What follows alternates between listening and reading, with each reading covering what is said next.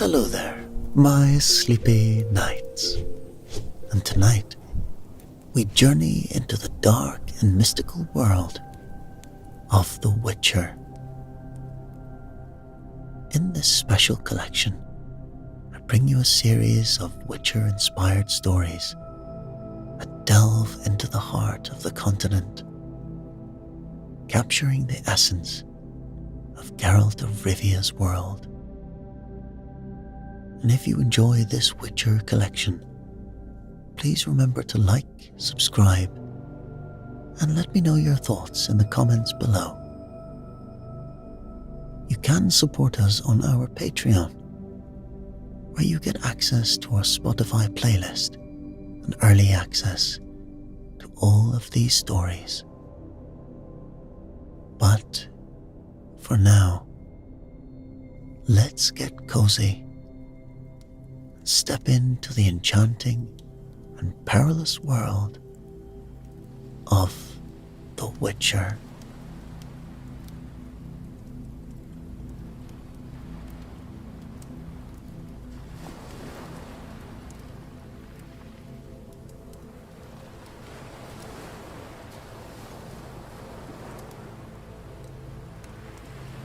Caelford, a city of wealth and shadows, spread out beneath the dim autumn sky. The sea breeze carried the scent of salt and trade, mingling with the distant sound of waves. Geralt rode through the gates, the rhythmic clop of roaches' hoofs, a steady contrast to the bustle around him. Though the streets were wide and clean, and the towers shone in the pale light, there was an unease in the air, the kind only those trained in the craft of hunting could sense.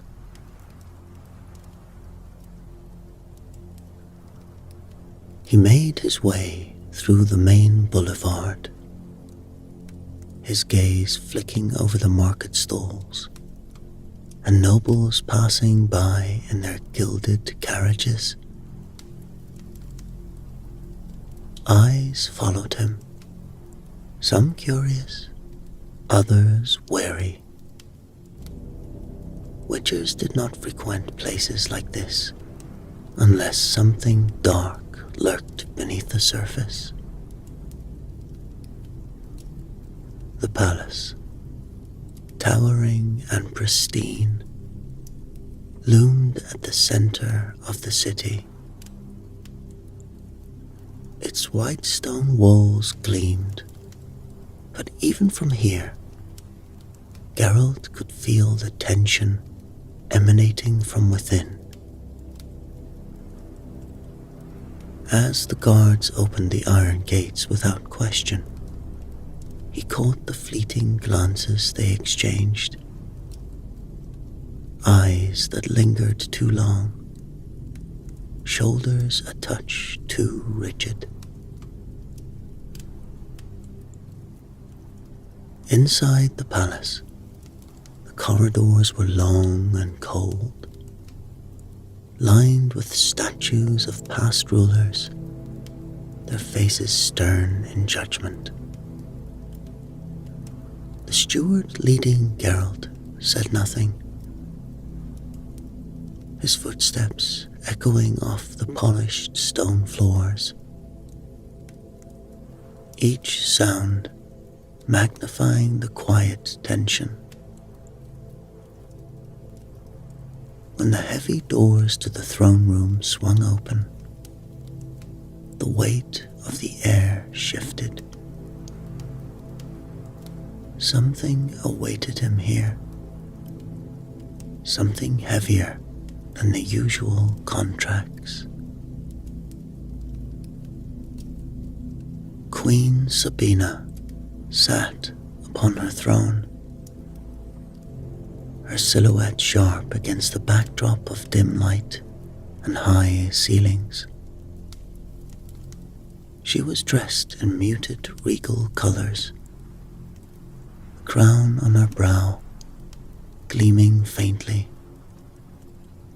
Her face was old, expressionless, save for the dark circles beneath her eyes, signs of sleepless nights, of a burden weighing her down.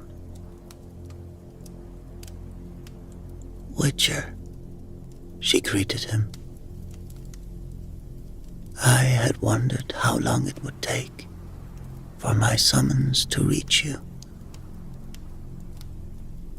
Geralt said nothing, letting the silence press forward. "I shall not waste your time with formalities," she continued, slowly rising from her throne. "My daughter, Illyria, lies in a sleep no healer can break. No magic I possess has lifted it."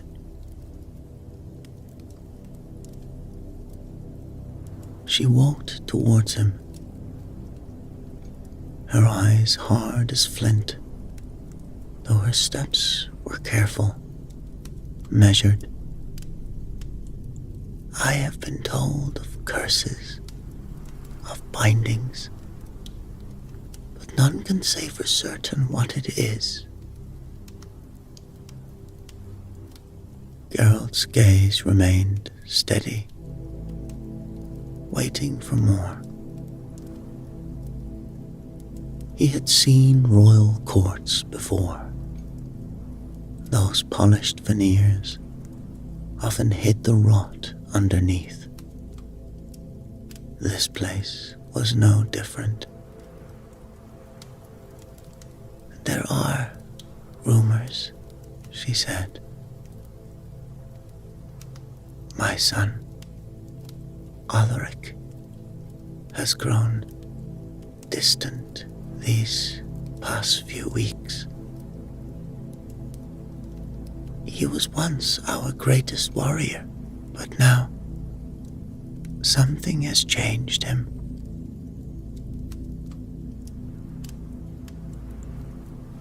The pause lingered, her next words left unsaid, but clear enough. She did not need to say she feared Ulrich might have a hand in whatever curse lay upon her daughter. She did not need to ask what Geralt already understood.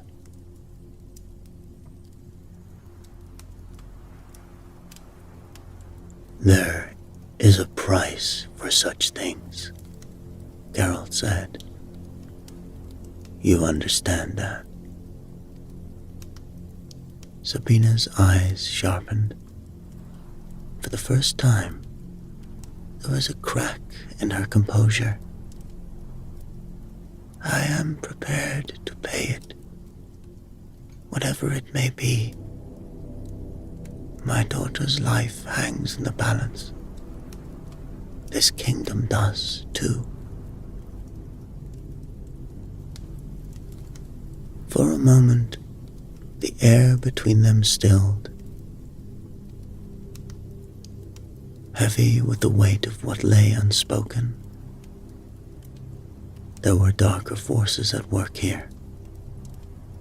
Geralt could feel it, and they ran deeper than any simple curse. Whatever game was being played, it was larger than just the Queen's children. It always was.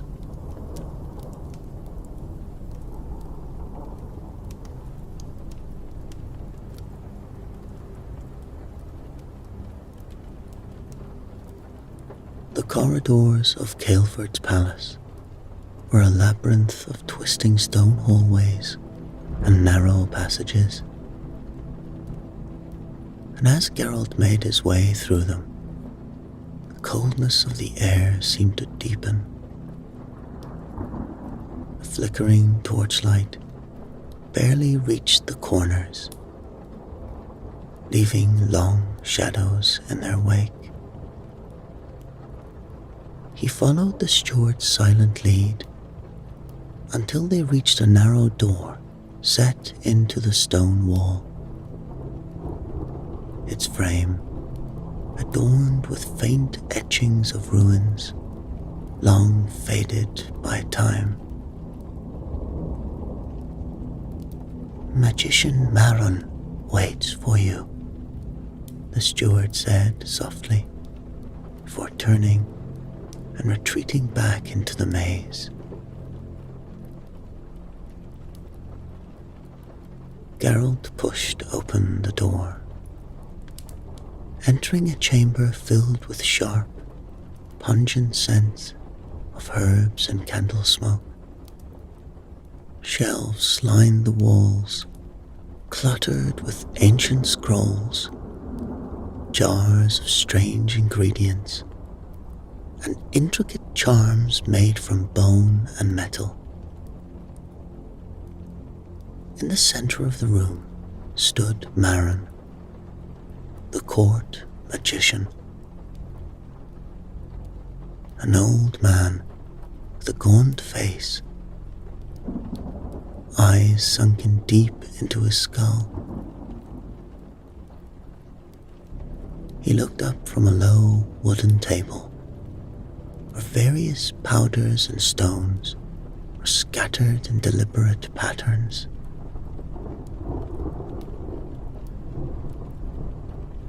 "Witcher," Maron rasped, "I have been expecting you." Geralt nodded, but said nothing, his eyes sweeping over the room. Something about this place made his Witcher medallion hum faintly, like the low thrum of a distant storm. Maron's bony fingers traced one of the stones on the table. "The princess is under a binding curse," he said, not looking up. "Of that I'm certain." Geralt stepped forward. "What kind of curse?" "A tethering, I believe," Maron replied, his eyes meeting Geralt's at last. "Her life force is bound to something else, though what it is I am not so sure. The source remains hidden from my sight. Whoever wove this spell is powerful, more powerful than I have ever encountered." Geralt's jaw tightened slightly.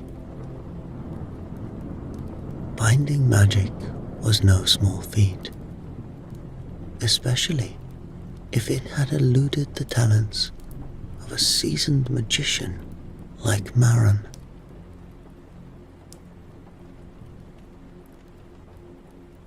"The Queen fears her son may be involved," Geralt said, his voice low, watching for Maron's reaction. But the magician's gaze did not waver. "Ulrich, I cannot say what he may or may not be capable of. War has changed him, yes. But if this curse is his doing, it is not by his own hand. He has neither the knowledge nor the power to cast such a powerful spell." Geralt regarded him silently, sensing there was more to be said. There is a legend, Marin continued, his voice dropping lower. The legend of the Veil Stone. At the mention of the name, the air in the room seemed to grow colder. Geralt had heard fragments of such a tale in passing, ancient and nearly forgotten. The Veilstone was not spoken of openly, even among the learned. A forbidden artifact, Marin said, his eyes narrowing. It is said to have the power to control life forces, to bind souls. If the Veilstone has been unearthed, then we shall face something far darker than a mere curse. It is a magic that defies nature itself.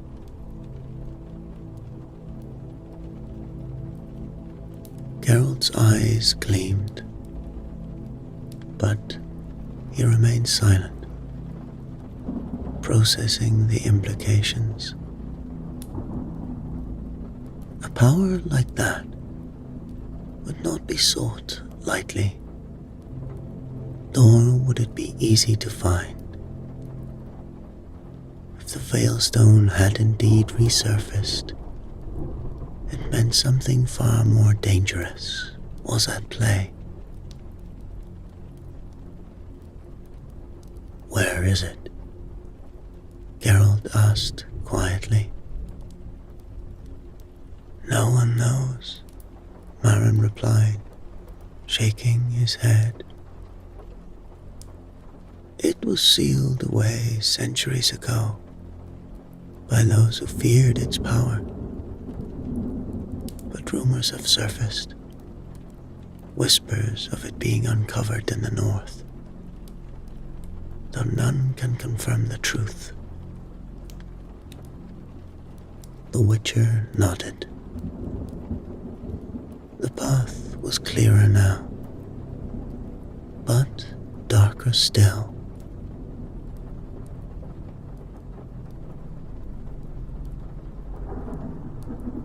The palace barracks were quieter than Geralt had expected.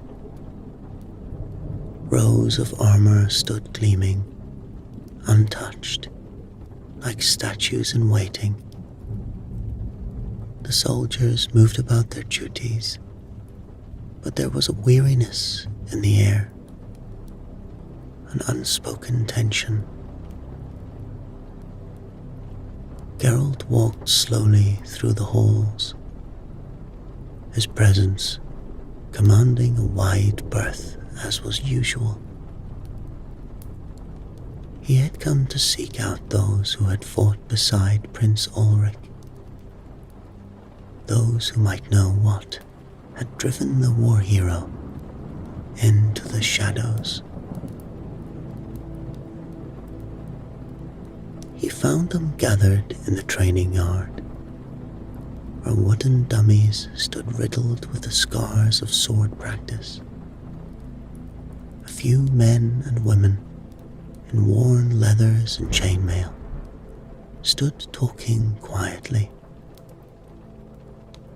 Geralt approached, and the conversation halted as their eyes fell on him. I'm here about the prince, Geralt said. There was a pause before one of the soldiers. A grizzled man with a scar running down his cheek stepped forward. Ulrich, he said. We've not seen him in weeks. He was a good man, a leader. He fought with us through thick and thin. But since the war, something's changed.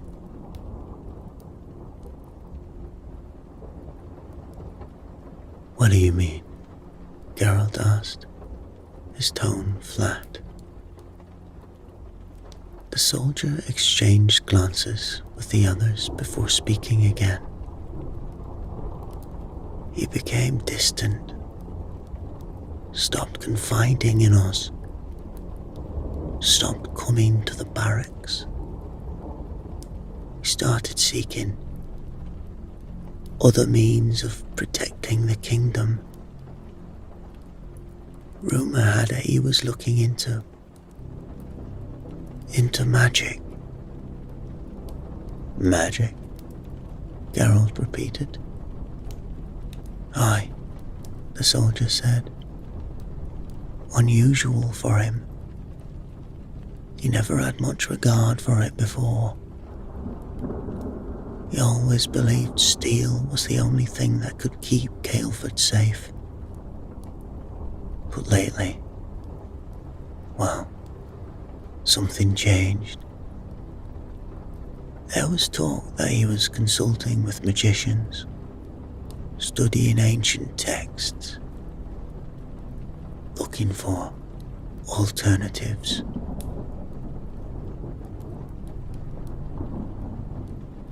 Geralt's mind turned over the possibilities. The prince had not been skilled in magic, yet something had driven him to seek it out. Another soldier, with a harsh expression, spoke up. He spoke of threats, dangers to the kingdom that no army could fight. Said he was preparing for something bigger, something none of us could see. And none of you know where he's gone now? Geralt asked, already anticipating the answer. The older soldier shook his head. He disappeared after the princess fell. Went into hiding, they say. But if you ask me, he was searching for something. Something to save us all.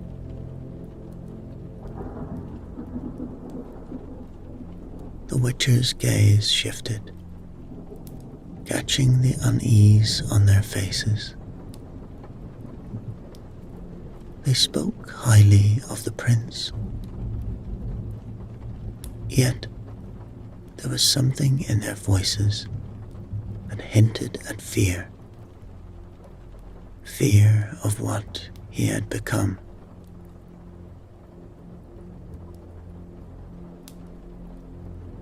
The air in the royal chambers was thick with the scent of incense and herbs. The faint remnants of failed healing rituals clinging to the stone walls. Geralt stepped inside. At the center, in a bed too grand for the pale figure lying upon it, was Princess Illyria. Her face was peaceful,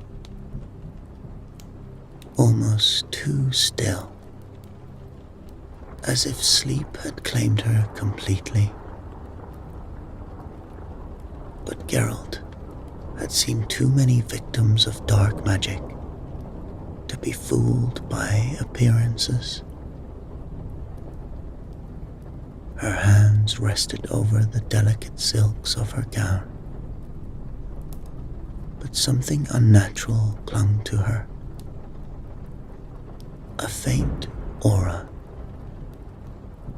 almost imperceptible to the untrained eye.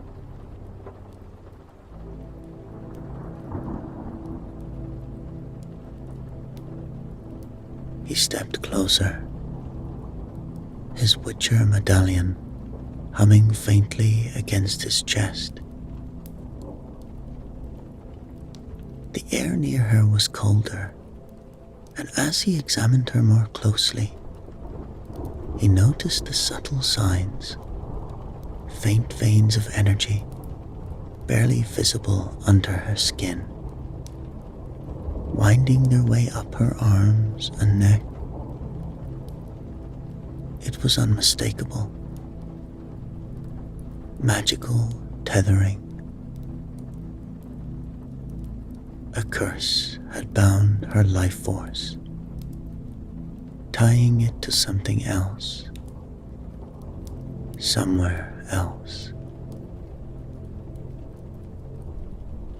Geralt's eyes narrowed as he reached for the pendant around her neck, his fingers brushing against the delicate chain. The pulse of magic was stronger here, concentrated, as if the object itself was the anchor for whatever power held her. The Veilstone, he thought, was a theory, but each step of his investigation only pointed him closer to this forbidden artifact. The binding curse, the strange disappearance of Prince Ulrich, and now the unmistakable signs of life force manipulation. He was deep in thought when the door creaked open behind him. Geralt didn't turn, his senses already telling him who it was. The faint scent of rosewater preceded her arrival. Witcher. Queen Sabina's voice was low. She stood in the doorway for a moment before stepping closer, her gaze fixed on her daughter's motionless form. "Have you found anything?" Geralt straightened, but remained focused on the princess. "It's as I suspected. She's tethered. Her life is bound to something, or someone else." Sabina moved to stand beside him, her eyes dark, unreadable. "The Veilstone," she murmured, almost to herself. Geralt didn't respond. He had learned enough to know that confirming too much too soon was dangerous in matters like these, especially when a kingdom's fate could be at stake. The Queen's fingers clenched slightly at her sides, betraying the tension she tried to hide. "It's been a week now since I last saw my son." Geralt turned to her then, his golden eyes sharp.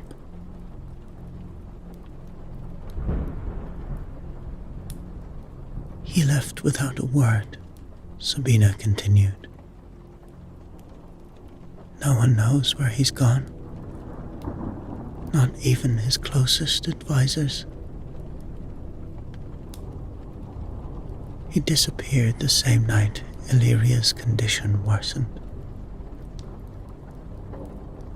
Geralt's eyes flicked back to the princess. There was still something missing, something that tied it all together. Ulrich's involvement was no longer a question of if, of why.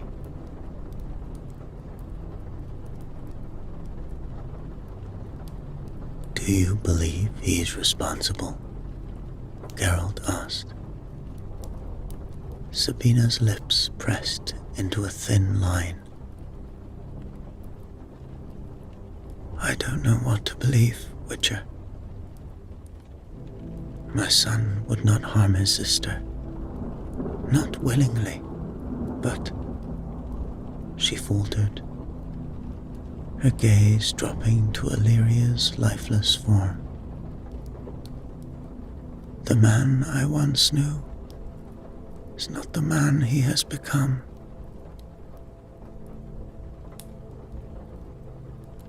A heavy silence filled the room, broken only by the faint sound of the wind brushing against the windows. Geralt turned his gaze to the princess again.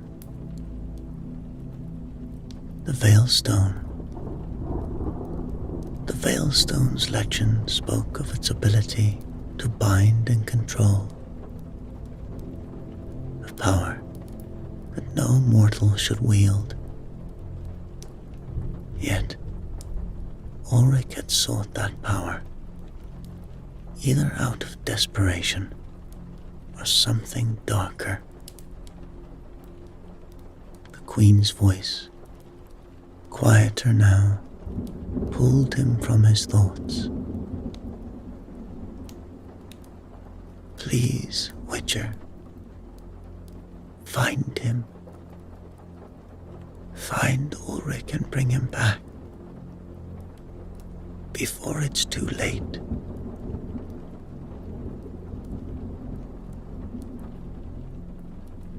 Geralt gave a single nod, already turning towards the door. There was more to be uncovered, and the clock was ticking. Whatever Ulrich had become entangled in, it was far beyond a simple curse. It was a magic that could unravel everything. As he stepped into the dim corridor, Geralt couldn't shake the feeling that something far worse was waiting for him beyond the walls of Caelford.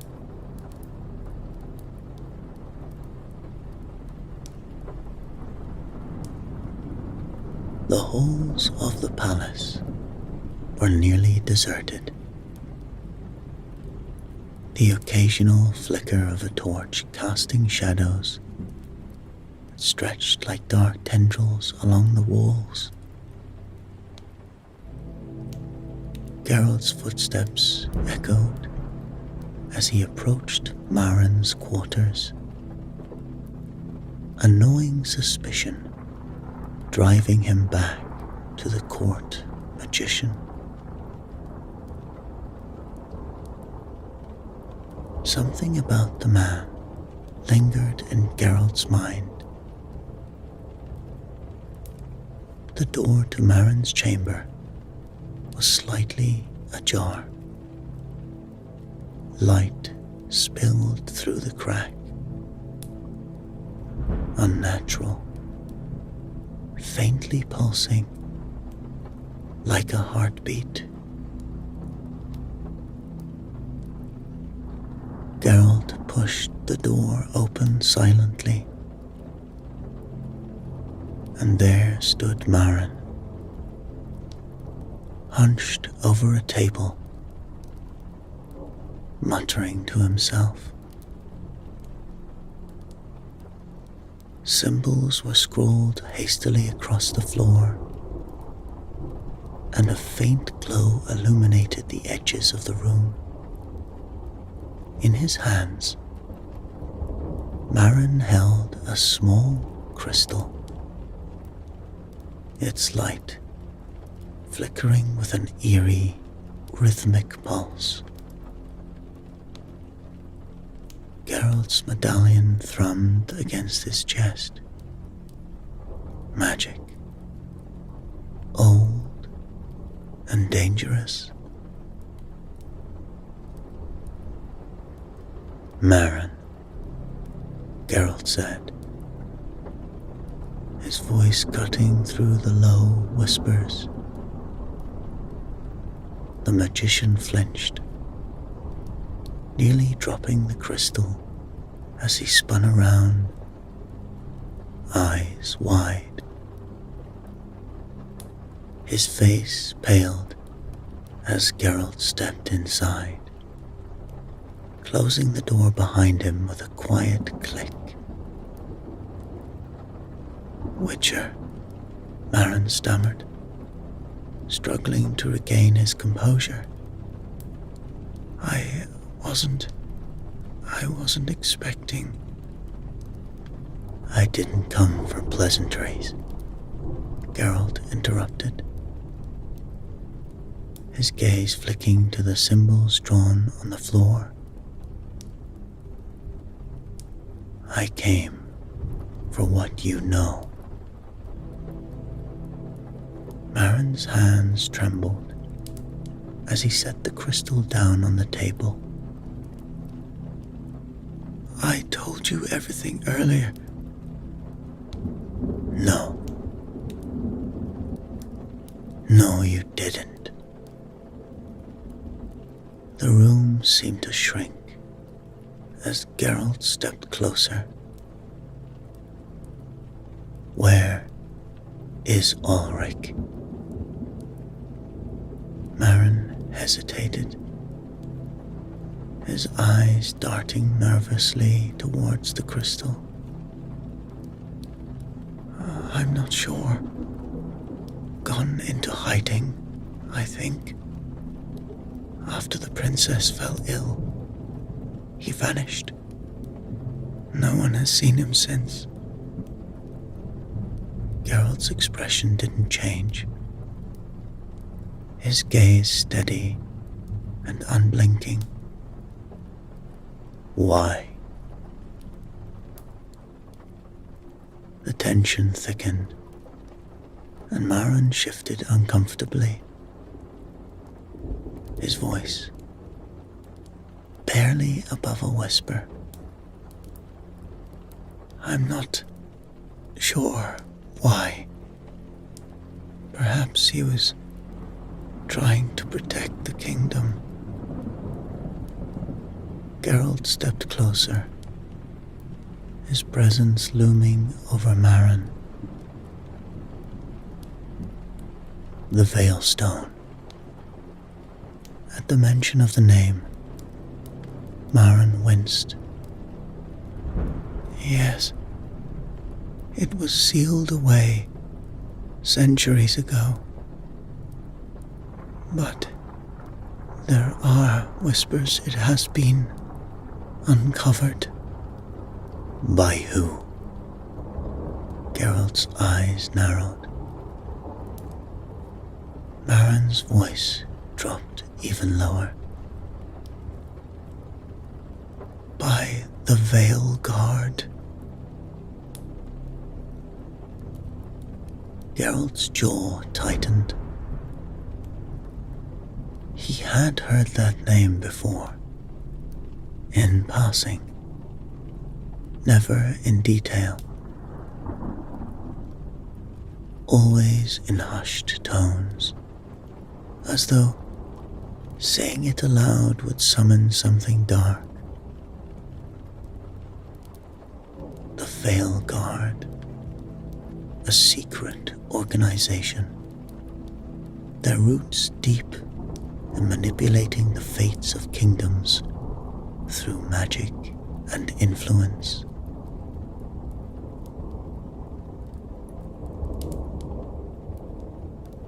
It's rumored they've been working in the shadows, Marin continued. They manipulate rulers, push them towards power, always with a hidden purpose. Geralt's gaze flickered over the room.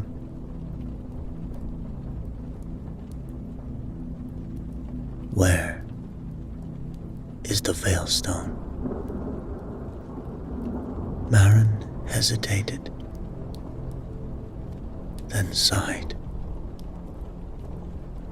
I believe there's a hidden sanctum deep beneath the old ruins outside the city. That's where the Veil Guard keeps it, where they've been using its power, or so they say. The room fell into silence. Geralt turned and left. The cold air of the palace halls hitting him like a chill. The path ahead was clear, but far from simple. The Veil Guard's shadow hung over everything, and the Veilstone's power was only just beginning to stir.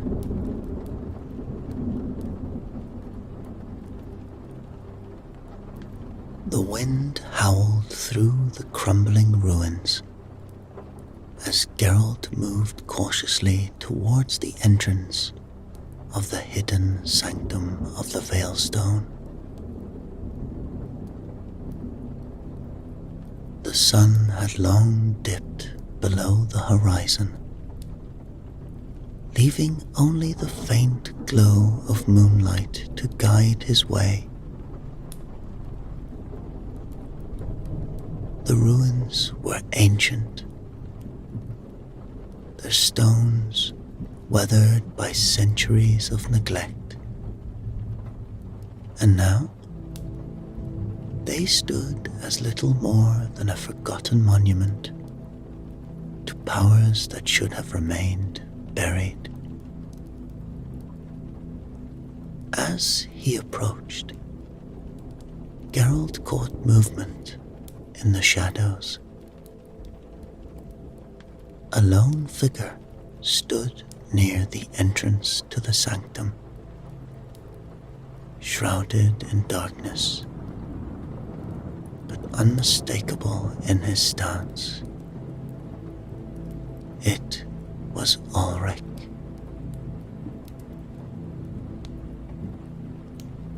The prince's face was worn, haggard, his once proud posture diminished.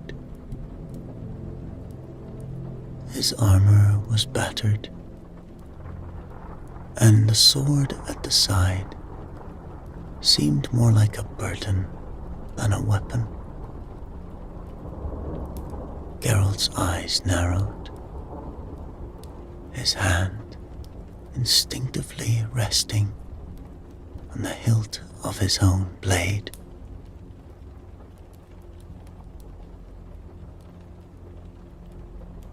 I knew they would send for you, Ulrich said. He stepped out from the shadows, his eyes meeting Geralt's. I came for answers, Geralt replied. I know you sought the Veilstone, and I know what it's done to your sister. Ulrich's face twisted with regret. I thought it would save us all, he said, his voice trembling. The kingdom is vulnerable. I wanted to protect Caelford from the threats that linger beyond our borders. The Veil Guard promised me the power to do that.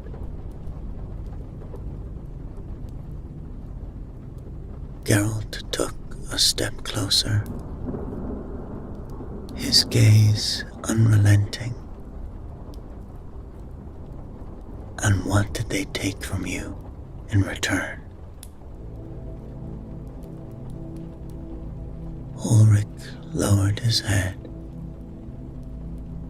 failure evident in his every movement. They never told me the cost, he said softly. They didn't tell me it would take her life. Illyria. He swallowed hard, struggling to continue. Her life force is bound to the Veilstone. It's feeding on her, using her to fuel its power. Geralt's eyes darkened. He had suspected as much, but hearing it, confirmed, brought a cold finality to the situation. You let them use her. Ulrich's hands trembled as he clenched his fists. I didn't know, he shouted. I thought I could control it. The Veilguard. They made me believe the Veilstone was the only way to ensure peace, to protect the kingdom. But it was a lie. They manipulated me from the start. Geralt remained silent, his gaze unwavering. Ulrich's words carried the weight of his guilt, but there was more beneath the surface, more that needed to be uncovered.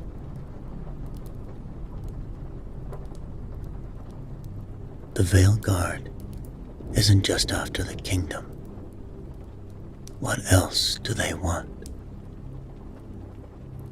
Ulrich looked up, his eyes filled with despair.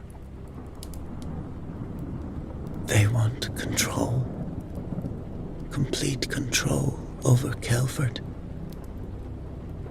My mother, the Queen, she made a pact with them long ago. She allowed them access to the Veilstone, thinking it might secure her reign. But now that she's grown older, they've turned their attention to me and Illyria.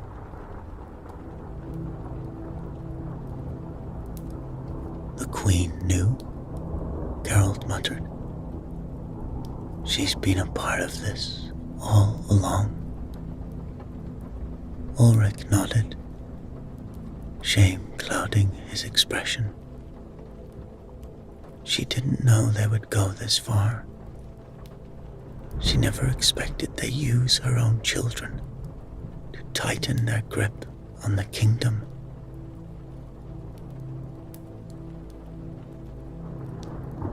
Geralt weighed the implications in his mind. This wasn't just about magic. It was about power, control, and betrayal at the highest levels of Kelford's throne. Ulrich stepped closer, his voice pleading.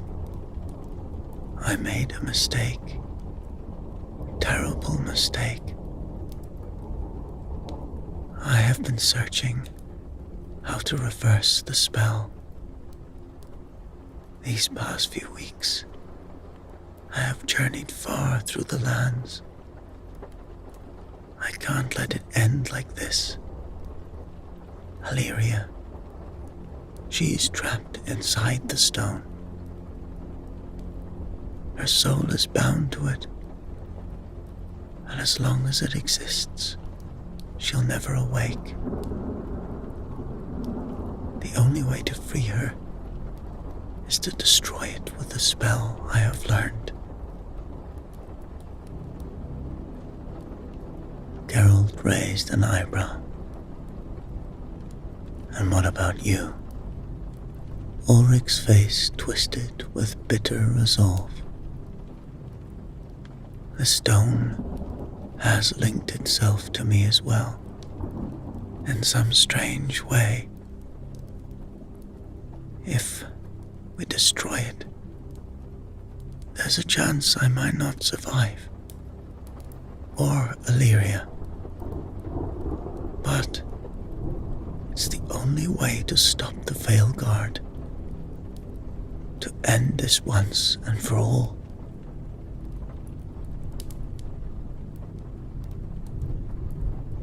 Geralt's eyes flickered to the entrance of the sanctum. The cold wind howling through the ruins. If I help you, Caelford may fall. The Queen's alliance with the Veilguard will be exposed, and the kingdom could collapse into chaos. Ulrich's jaw tightened. Better chaos than living under their control. If the Veilguard isn't stopped, they'll drain more lives, take more souls. Illyria isn't the first, and she won't be the last.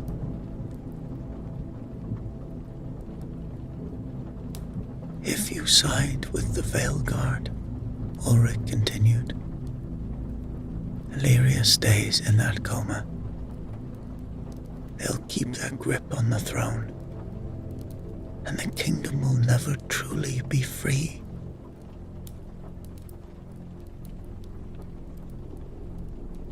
Geralt stood silent. Help Ulrich destroy the Veilstone, free Illyria, and risk political collapse. Or let the Veilguard maintain control, keep Illyria imprisoned in her coma, and save Caelford from potential chaos. He looked at Ulrich,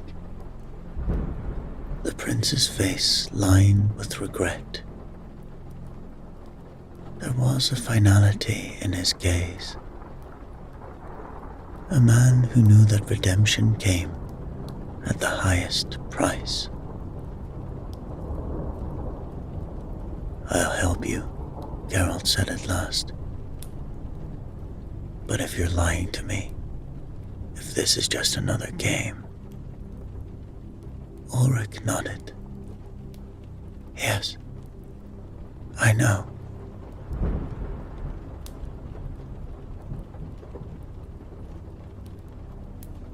And so, together, they stepped towards the entrance of the sanctum. The ancient stones groaning under the weight of centuries. The wind died down, and the shadows of the Veilguard's plans hung thick over the path ahead.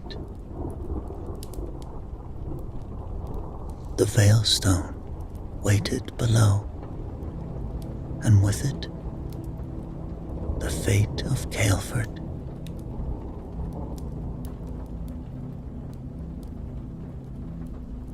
The sanctum loomed ahead, a dark, foreboding space carved deep beneath the ancient ruins. Geralt and Ulrich moved in silence. The air grew colder the deeper they descended, the oppressive weight of magic pressing down upon them. At the heart of the chamber, the Veilstone pulsed with a malevolent glow. Surrounding it, the Veilguard's elite stood in silent vigil, their cloaks hiding their faces, hands raised as they channeled the stone's power. Geralt's hand tightened around his sword. Without hesitation, he launched himself forward, steel flashing as he cut down the first of the Veil Guard. Spells flew through the air, but Geralt was faster, weaving through their attacks with the deadly precision of a witcher.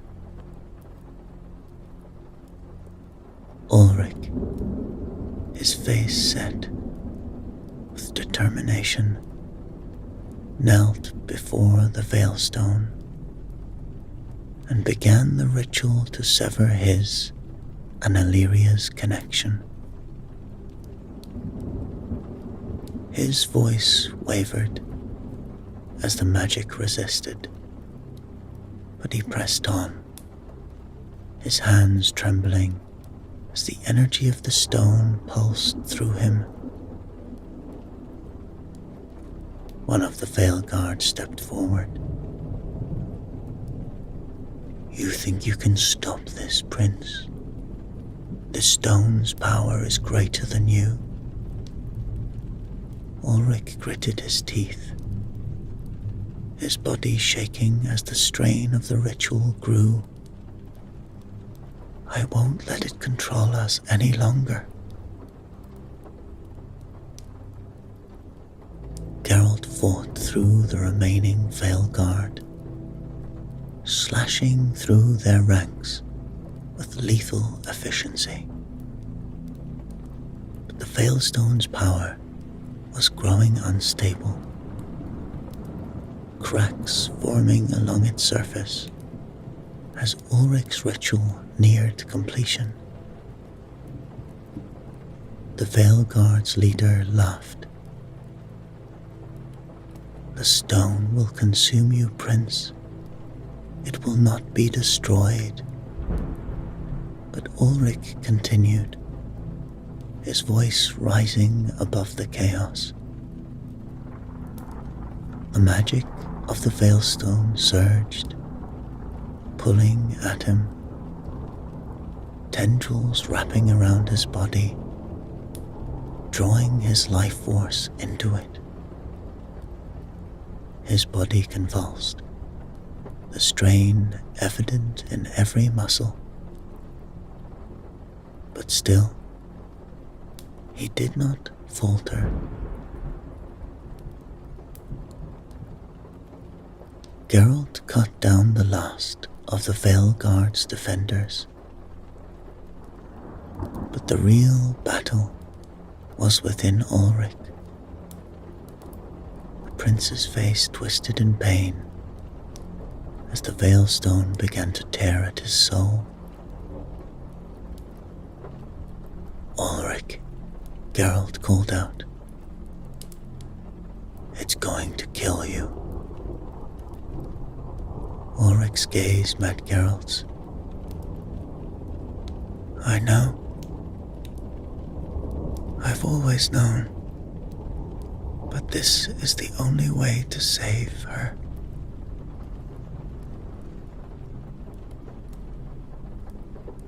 With a final, desperate cry, Ulrich poured the last of his strength into the ritual. The Veilstone screamed, its dark light flickering violently as the cracks spread across its surface. Geralt watched as Ulrich's body slumped, his life force draining into the stone.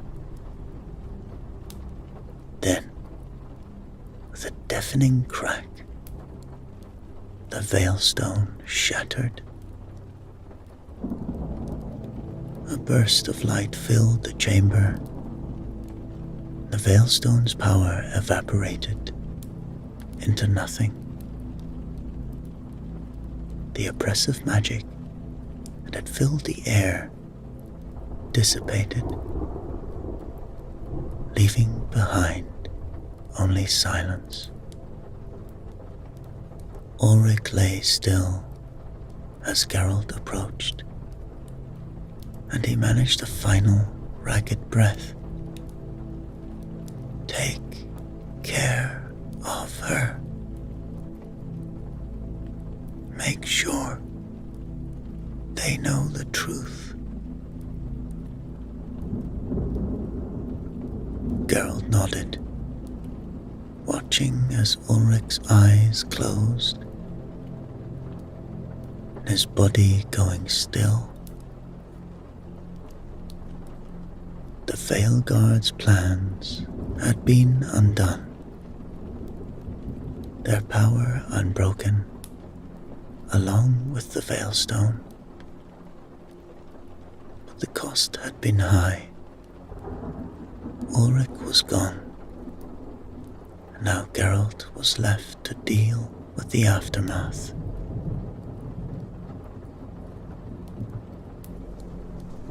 The throne room was heavy with the weight of loss.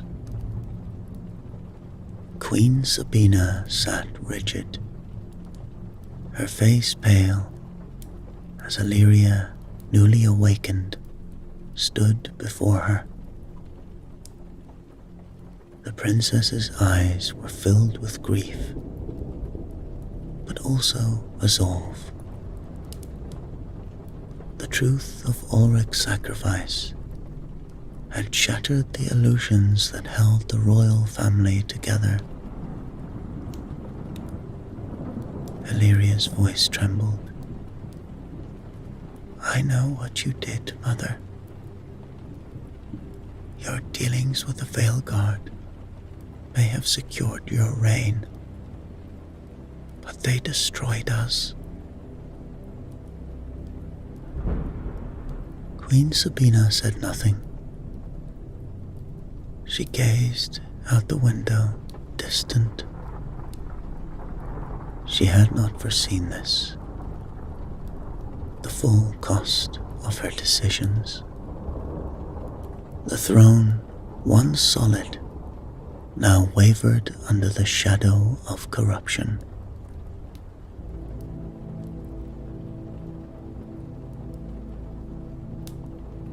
Days later, Geralt stood before the court.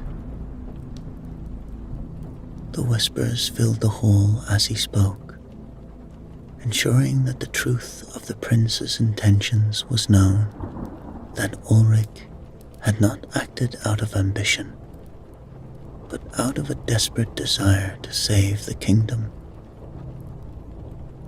The nobles listened, while many mourned the loss of the prince. Others questioned the queen's right to rule. The Veilguard's influence had been broken, but the political future of Caelford was far from uncertain.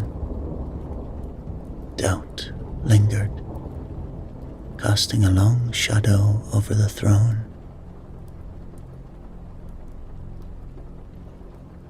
With his task complete and coins collected, Geralt left the city of Caelford behind. The chill of autumn followed him as he rode away, his thoughts heavy with the choices he had made. Magic and power had woven a tangled web, and while the Veilguard had been weakened, their influence was not entirely extinguished. Geralt knew their reach extended far beyond Caelford, and that this battle was far from over.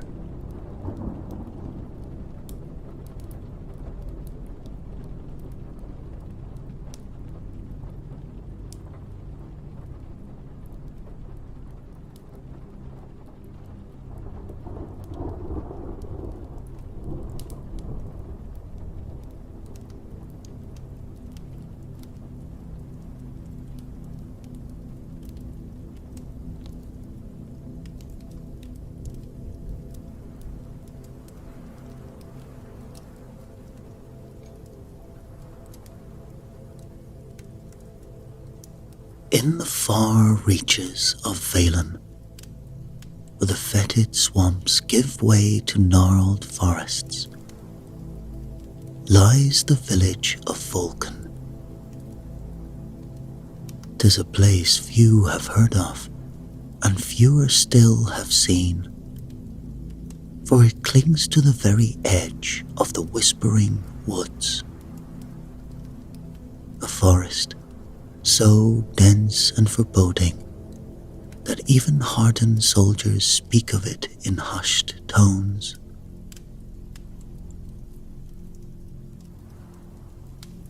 The woods loom over Vulcan like a slumbering giant, their twisted branches reaching towards the sky, as if to claw at the very heavens. By day, the forest is silent, save for the rustling of leaves and the occasional cry of a beast. But as twilight falls, they say the trees begin to whisper, sharing dark tidings that mortal ears were never meant to hear. It was on a chill autumn evening that Geralt of Rivia, the famed White Wolf, rode into Vulcan. His arrival was marked by the nervous glances of villagers who peered out from behind shuttered windows. Geralt's cat-like eyes, gleaming with an unnatural amber hue, took in every detail of the settlement. What struck him most was not the ramshackle houses or the muddy streets, but the sheer number of protective charms adoring every doorway and window. Crude effigies of straw and bone swayed in the breeze, while strings of garlic and iron horseshoes hung from eaves.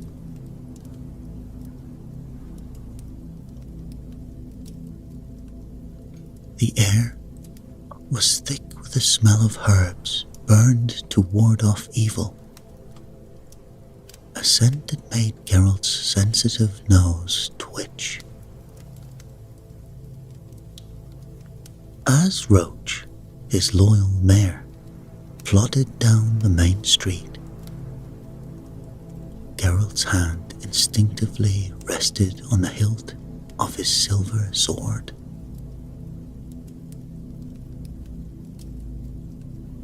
Something was amiss in Vulcan.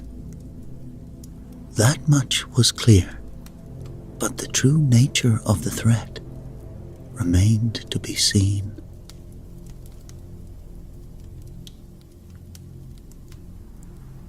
Geralt had not come to this forsaken hamlet by chance. A fortnight past, a missive had reached him in Novigrad, bearing the seal of Alderman Yorick of Vulcan.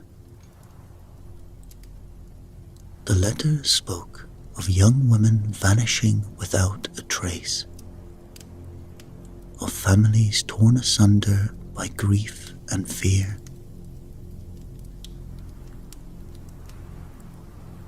Gold was promised, as it always was, but it was the desperation in the alderman's words that had truly caught Geralt's attention. Now, as the Witcher surveyed the frightened faces of Vulcan's inhabitants, he knew that no amount of coin would truly compensate for the task that lay ahead. Whatever dark force stalked these woods, whatever monster or magic was responsible for the disappearances, Geralt would face it for that was the Witcher's path, a road paved with danger and lined with the bones of those who had fallen along the way.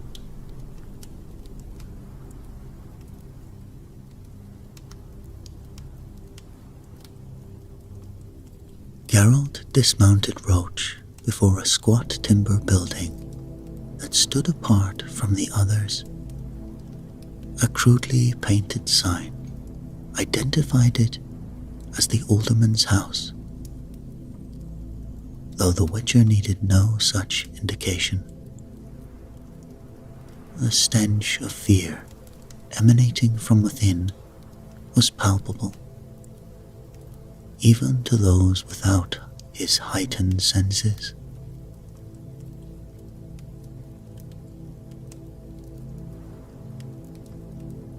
He rapped thrice upon the door, each knock echoing in the eerie stillness that had fallen over Vulcan.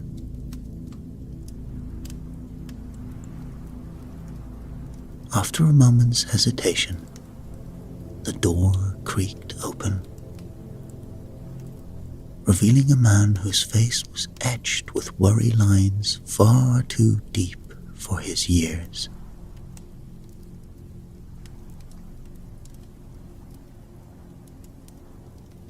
Alderman Yorick? Geralt inquired, his gravelly voice cutting through the silence. The man nodded, ushering the Witcher inside with trembling hands. The interior was dimly lit by guttering candles, their flickering light casting long shadows across the walls, adorned with even more protective charms than those outside. "You've come, Master Witcher," Yorick breathed, relief evident in his voice. I feared you might not."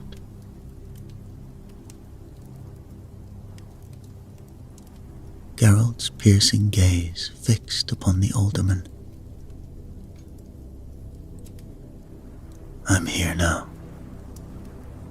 Tell me everything."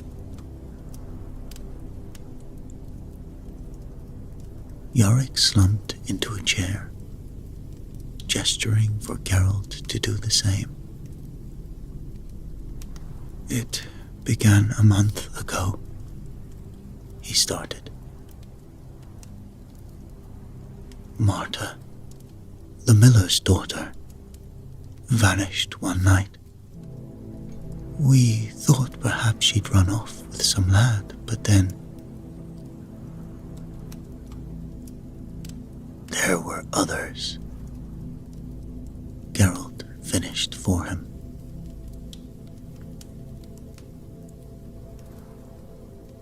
Yorick nodded, his eyes haunted. 5 in total, all girls, all between 18 and 20 summers, taken in the night, as if by ghosts. No tracks, no signs of struggle, just gone.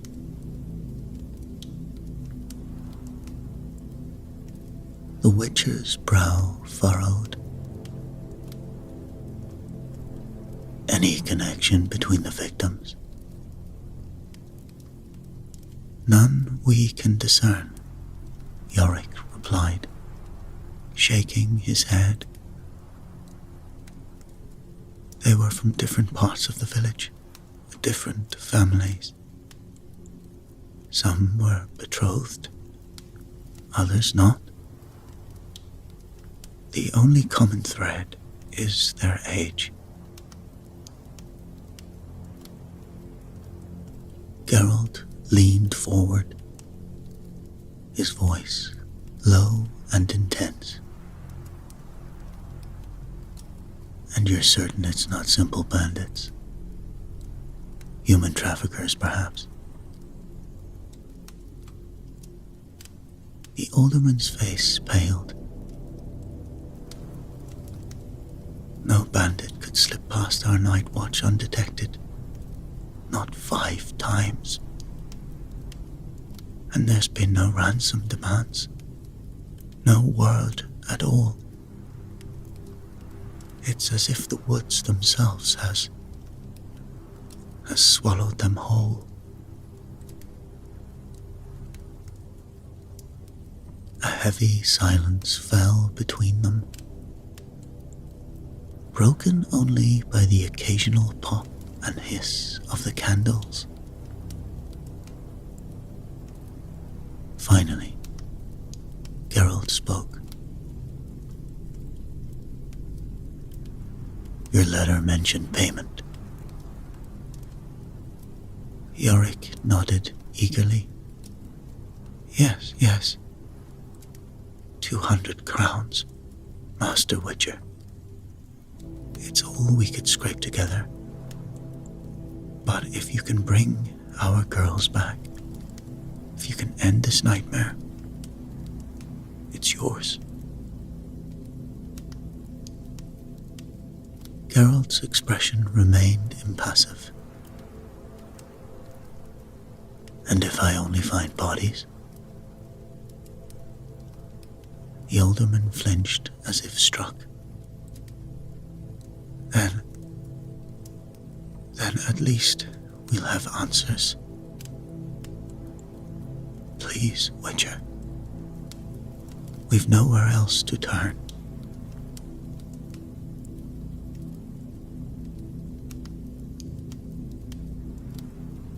The white wolf rose, his decision made. I'll need to speak with the families of the missing girls, and I'll want to see where each disappeared from. Relief washed over Yorick's features. Of course. And Witcher, he added, as Geralt turned to leave. Thank you. Geralt paused at the threshold, his silhouette framed by the doorway. Don't thank me yet, Alderman. We've yet to see what horrors lurk in your whispering woods. With that, he stepped out into the gathering gloom, ready to begin his hunt for answers, and for whatever monstrous force threatened the people of Vulcan.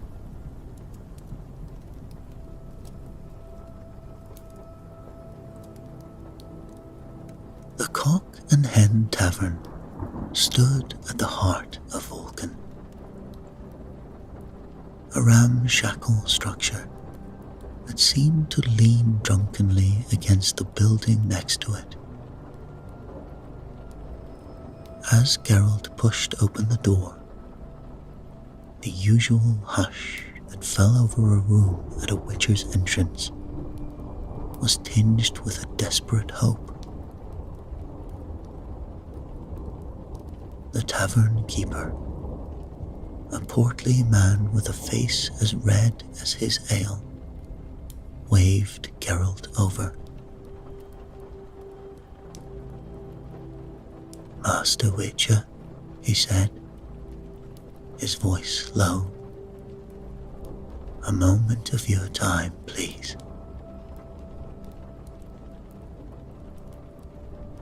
Geralt nodded, settling onto a worn stool.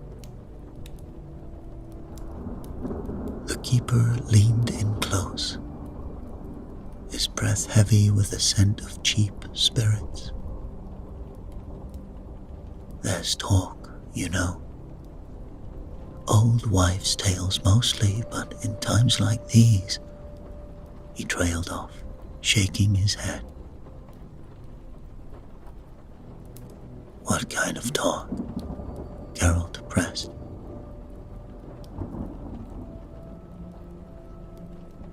The keeper snorted, though there was a flicker of unease in his eyes. Nonsense about some whispering lady in the woods.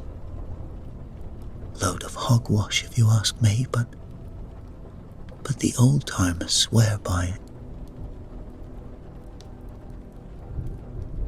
Geralt's eyes narrowed. Tell me more. Well, the keeper began, lowering his voice. They say there's some spirit or whatnot in the forest. Protects the village, supposedly. But the price? He paused, glancing around nervously before continuing. They claim every 50 years a girl has to go into the woods, voluntarily, mind you. And you don't believe this? Geralt asked, watching the man's face carefully. The keeper shrugged, trying to appear nonchalant. Like I said, old wives' tales. But it's true. No girl's gone into those woods in living memory. And now, with these disappearances, he shook his head again. It's just people looking for answers, but there ain't none if you ask me.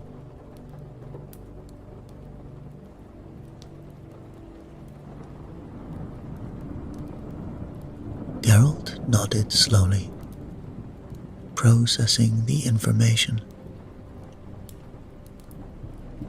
Even if the keeper didn't fully believe the tale, it was clear the legend held sway over the village. And, in Geralt's experience, such stories often held a kernel of truth, no matter how distorted by time and telling. One more thing, Geralt said, rising from his stool. Where can I find the home of the latest girl to vanish? The keeper's brow furrowed. That'd be Lena. Poor lass lived with her mother at the edge of town.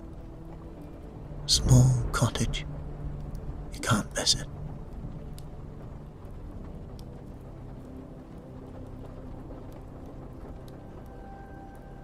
With a nod of thanks, Geralt stepped out into the gathering gloom. As he made his way through Vulcan's muddy streets, the weight of the villagers' stares heavy upon his back, he couldn't shake the feeling that there was more to this whispering lady than mere superstition.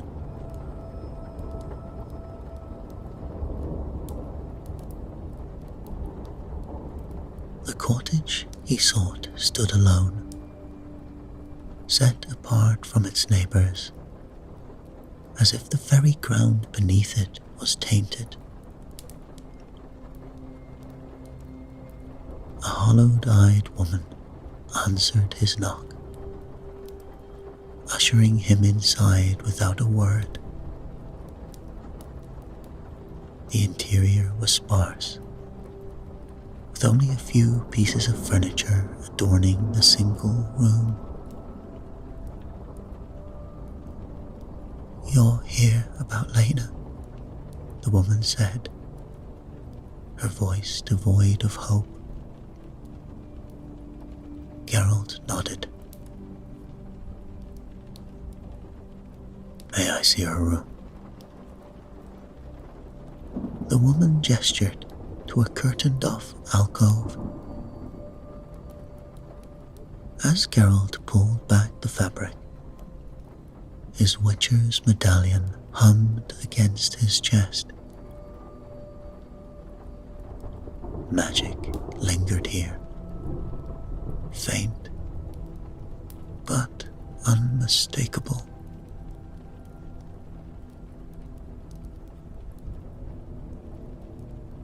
His keen eyes scanned the small space, coming to rest on something out of place. A single flower petal resting on the pillow. It glowed with an ethereal light, pulsing gently like a living heart.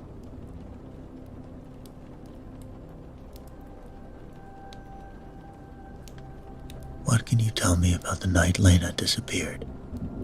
Geralt asked, carefully examining the petal. The mother's voice quavered as she spoke. "She's been different these past weeks. Distant, always staring at the woods, as if they were calling to her. I thought it was just a girl's fancy, but now..." Geralt turned, his expression grave. "Did she ever mention a whispering lady?" The woman's eyes widened in shock. "How did you..." Yes, she did. She said she heard singing in her dreams. Beautiful voice, promising. Promising what? Geralt pressed. "A better world," the mother whispered, tears streaming down her face. "A world without pain or fear or death. Oh God, what has become of my little girl?"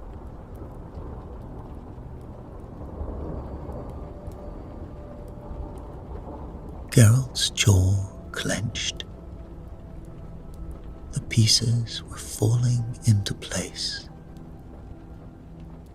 but the picture they formed was one of ancient magic and terrible sacrifice. Whatever force dwelt in the Whispering Woods, it was clear that Vulcan's troubles had only just begun.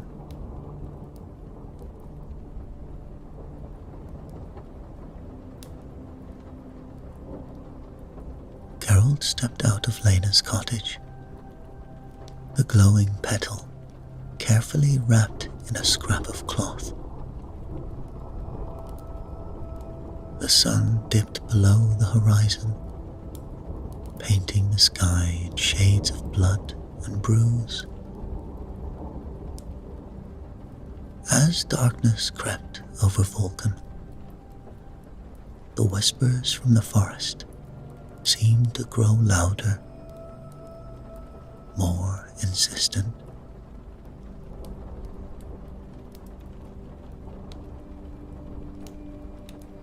The Witcher's keen nose caught the scent of herbs and incense on the wind. Following the trail, he found himself before a small hut on the outskirts of the village. Dried plants hung from the eaves, and the air shimmered with an otherworldly haze that made Geralt's medallion hum. A wizened crone emerged from the shadows, her milky eyes fixing on Geralt with unnerving accuracy.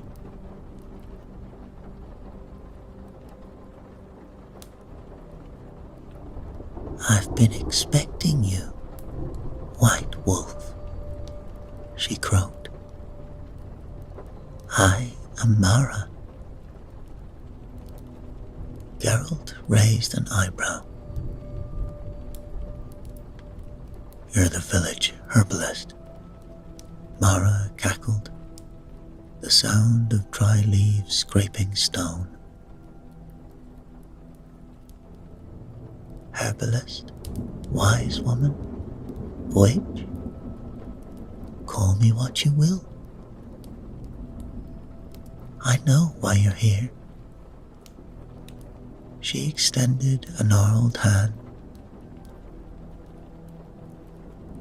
Show me. Hesitating only a moment, Geralt placed the wrapped petal in her palm.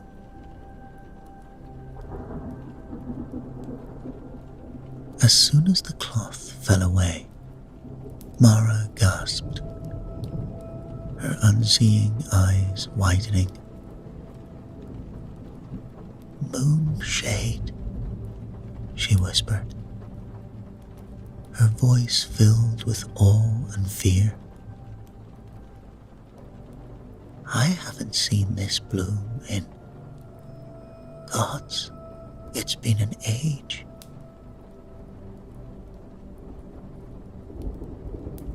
What can you tell me about it? Geralt pressed.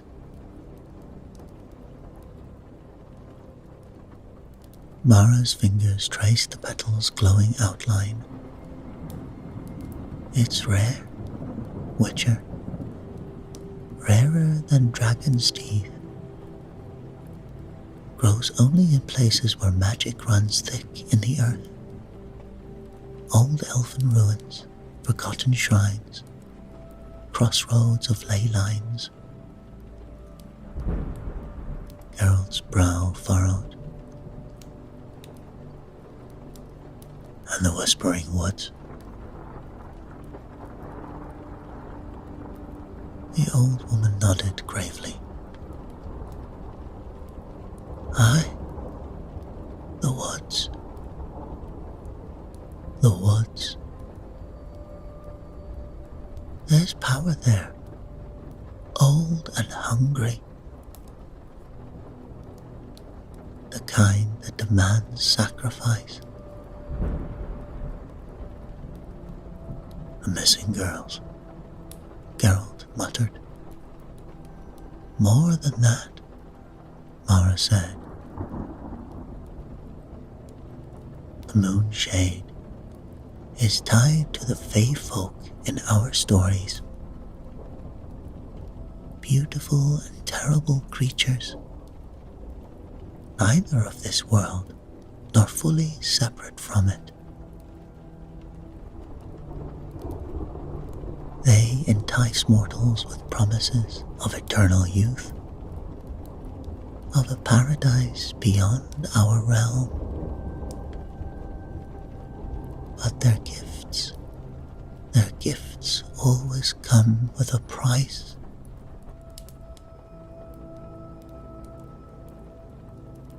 Geralt's jaw clenched. And you believe these? They are responsible for the disappearances. Mara shrugged, handing the petal back to Geralt. I believe many things, Witcher. But I know this. Those woods are not to be trifled with. They've stood longer than Vulcan, longer than the oldest empire. They have their own rules, their own appetites.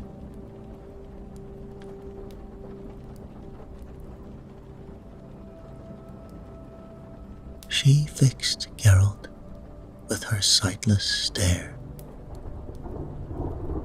her voice taking on an eerie resonance. Be wary, White Wolf. The path you walk is treacherous. The Whispering Woods do not give up their secrets easily, and those who delve too deep may find themselves lost forever in a dream for which there is no waking. As if to punctuate her warning, a cold wind gusted through the village, carrying with it the faint sound of ethereal singing. Geralt turned towards the forest, his hand instinctively moving to the hilt of his sword.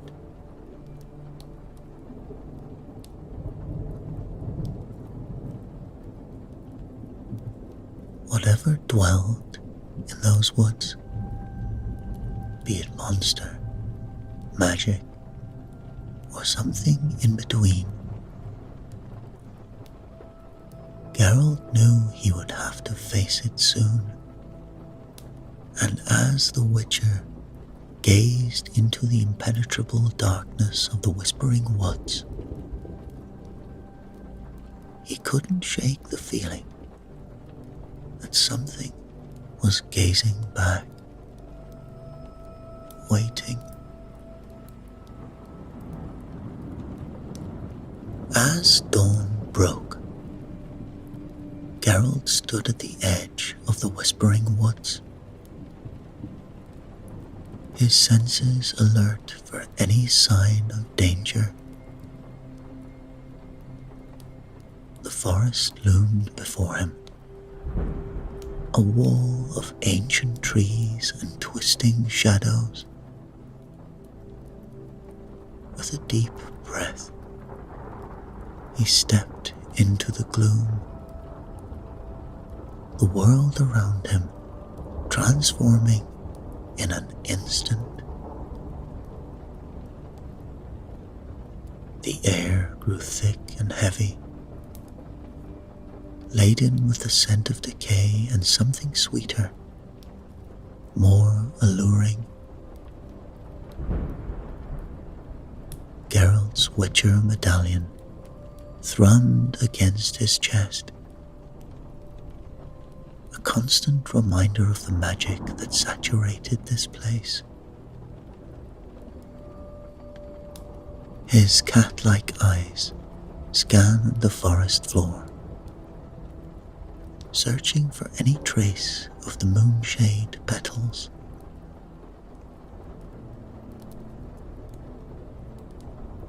There, a faint glimmer caught his eye. A single, luminescent petal lay nested among the dead leaves.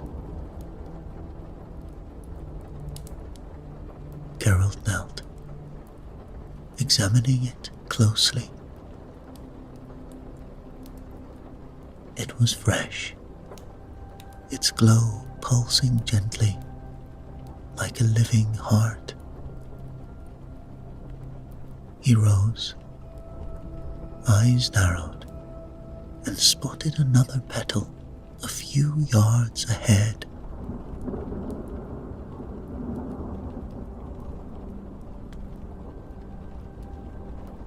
The trail wound deeper into the woods, each step taking Geralt further from the world he knew. The trees grew larger, their bark twisted into faces that seemed to watch his every move.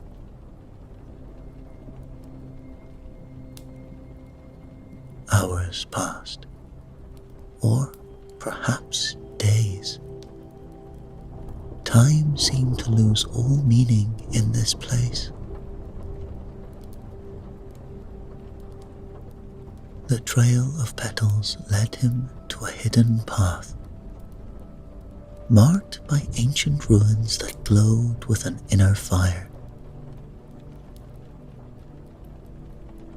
Geralt traced the symbols with a gloved hand, recognizing elements of elder speech mixed with something far older. The path stretched before him, straight and true amidst the chaos of the forest. And with no other choice, Geralt followed it, his hand never straying far from the hilt of his silver sword.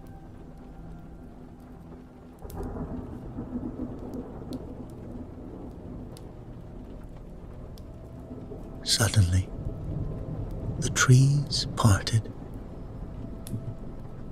revealing a clearing that took Geralt's breath away. Here, it was as if the seasons themselves had no power. Flowers bloomed alongside autumn leaves, while patches of snow lay undisturbed next to lush summer grass. At the center stood an ancient oak, its branches reaching towards a sky that seemed both day and night all at once.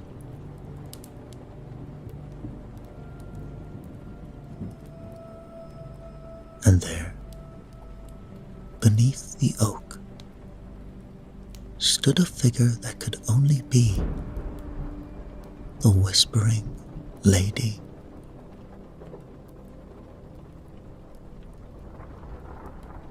She was beautiful beyond mortal comprehension,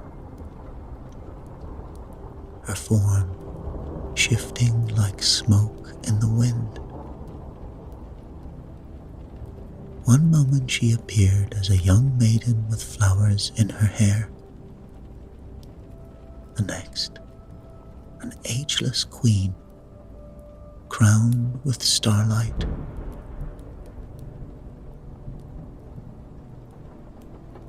Her eyes, when they fixed upon Geralt, held the wisdom and wildness of millennia. "Welcome, Geralt of Rivia," she spoke, her voice like music and breaking glass. "We have waited long for one such as you." Geralt's grip tightened on his sword. "You know why I'm here." The lady nodded, a smile playing across her ethereal features. "The girls, yes, I know. But do you understand, Witcher? Do you comprehend the delicate balance you threaten to upset?" "Explain it to me," Geralt growled, his patience wearing thin.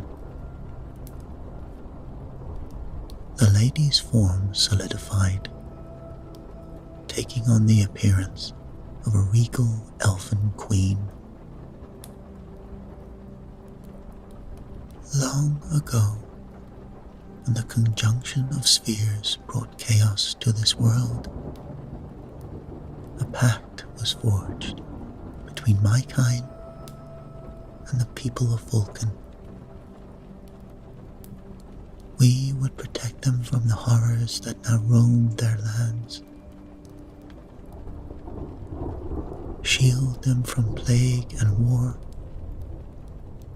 In exchange, every 50 years, a young maiden would join us in our realm." Geralt's eyes narrowed. "Join you?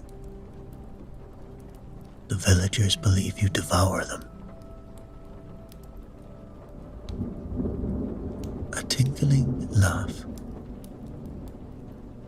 like wind chimes in a storm. Mortals and their limited understanding. We do not destroy, Witcher. We transform. Those girls become one of us, guardians of the veil between worlds. They live lives of wonder and power beyond mortal dreams.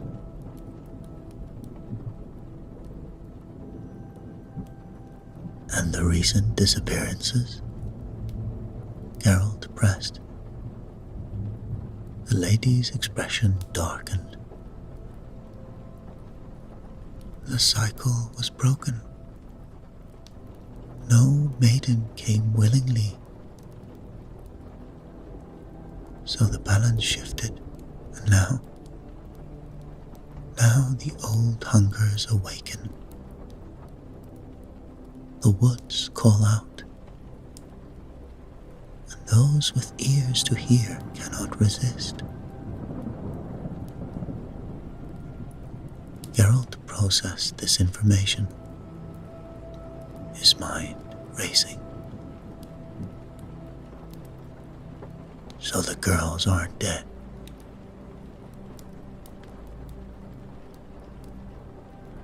Not in the way you understand death, no, the lady replied.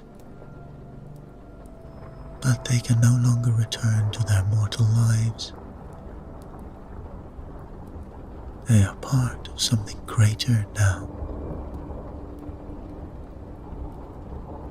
The Witcher's jaw clenched. He had come seeking a monster to slay, but instead found something far more complex.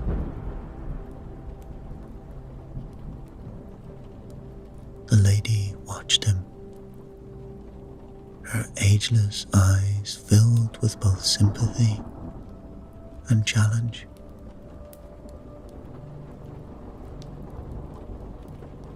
What now, Geralt of Rivia?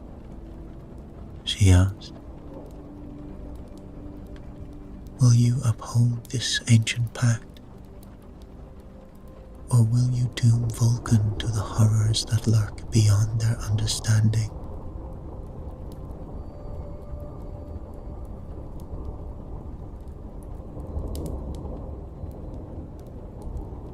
The weight of the decision pressed down on Geralt like a physical force. As he stood there, caught between two worlds, he knew that whatever choice he made would have far-reaching consequences for both Vulcan and the delicate balance of power in this enchanted realm.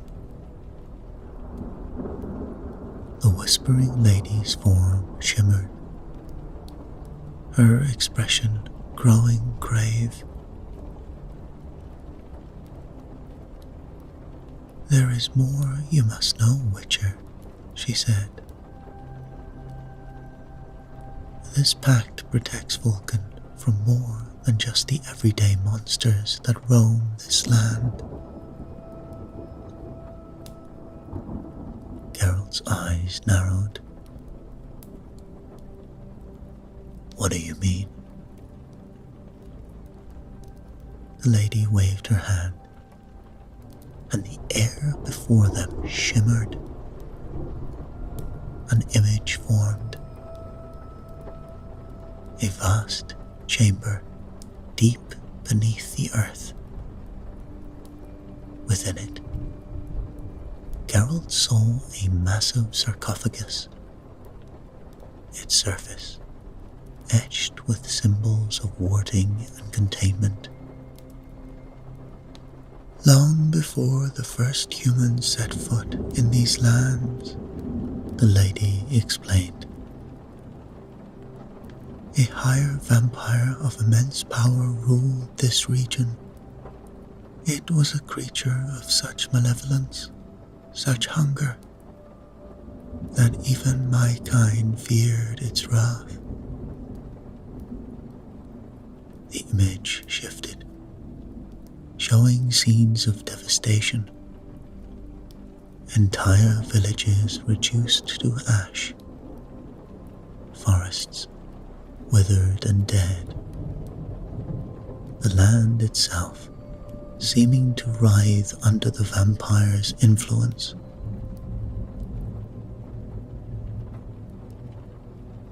We managed to subdue it, to lock it away in a death-like slumber, the lady continued. But such a being cannot be truly killed. The pact, the power of the transformed maidens, it all feeds into the wards that keep the vampire contained.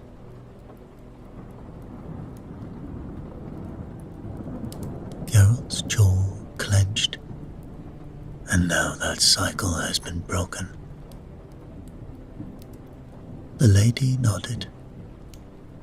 The vampire stirs. Its influence seeps out, calling to the young women of Vulcan. The recent disappearances, they are not our doing, but the result of the vampire's growing power. The Witcher paced, his mind racing. So if this pact isn't renewed, the vampire will awaken fully, the lady finished for him. And this land, perhaps all of the northern realms, will face a darkness not seen since the conjunction of the spheres.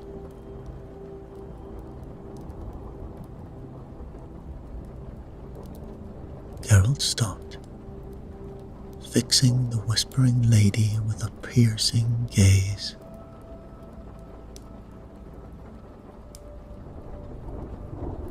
What would you have me do?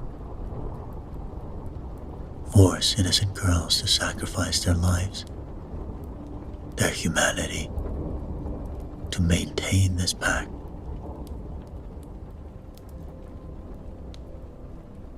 The lady's form flickered, a hint of sorrow crossing her ethereal features. Is it truly a sacrifice, Witcher? To live for centuries, to wield power beyond mortal comprehension, to be part of something greater than oneself.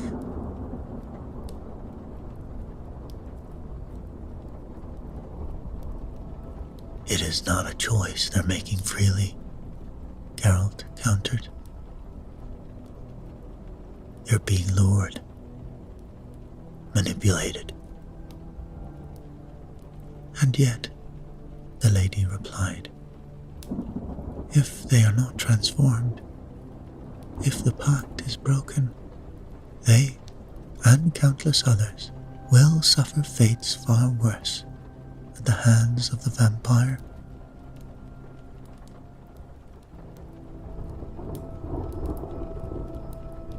Geralt fell silent.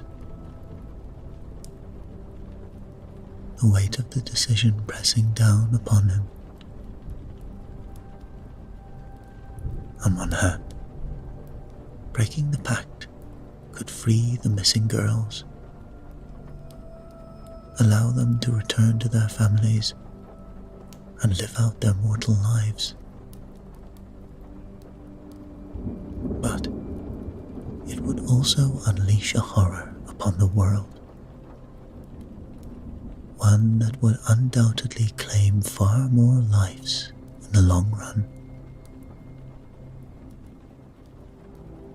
On the other hand, upholding the pact would would ensure the safety of Vulcan and the wider world.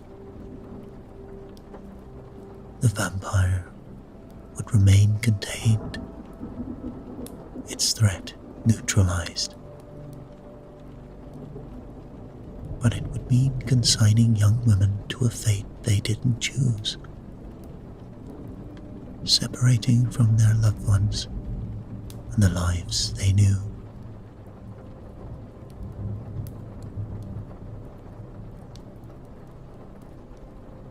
The Whispering Lady watched him with both sympathy and expectation. What say you, Geralt of Rivia? Will you be the savior of a few, or the protector of many? As a witcher, he was trained to make difficult choices, to see greater good beyond immediate emotions. But as a man who had seen too much suffering, who had been forced into a life he didn't choose, could he really condemn others to a similar fate? The forest around them seemed to hold its breath, waiting for Geralt's decision. Whatever he chose, he knew would shape the fate of this land for generations to come.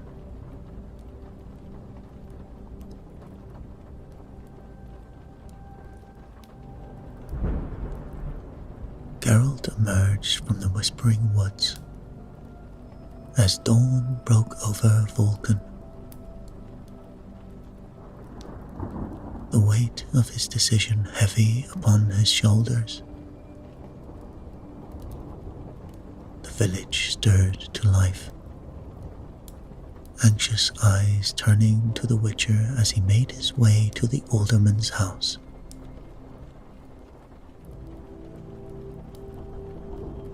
Word of his return spread quickly, and by the time he reached Yorick's door, a crowd had gathered.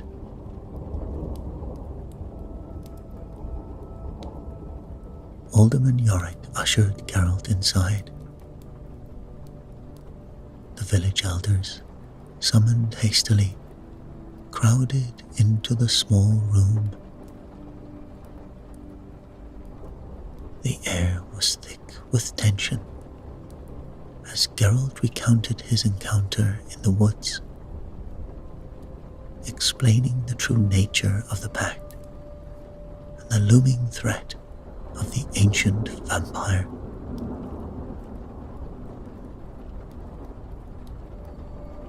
As he finished, a heavy silence fell over the room. Yorick's face had grown ashen, his hands trembling as he gripped the edge of the table. "So," he said, "we must sacrifice our daughters to save ourselves."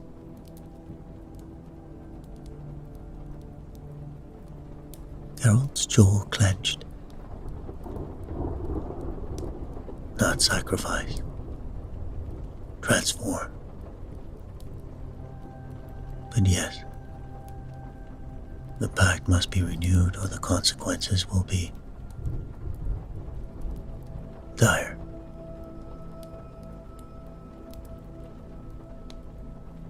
One of the elders, an old woman with eyes like flint, spoke up. "And who are we to choose? Which family must bear this burden?"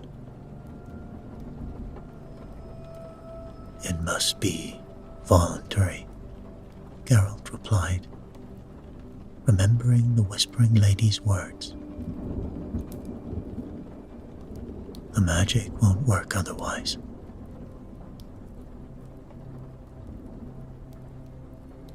Murmurs of disbelief and anger rippled through the room.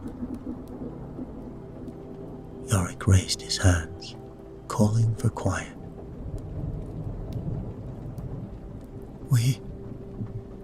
We must inform the village. Let them know what's at stake. Perhaps someone will step forward.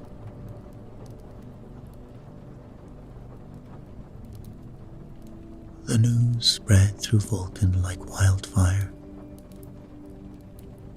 As the sun reached its zenith, the entire village gathered in the square. Geralt stood beside Yorick as the alderman explained the situation, his voice cracking with emotion.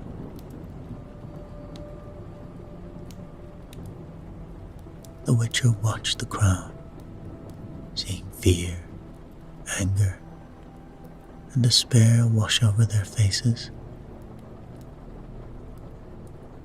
We need a volunteer, Yorick concluded, his eyes scanning the assembled villagers.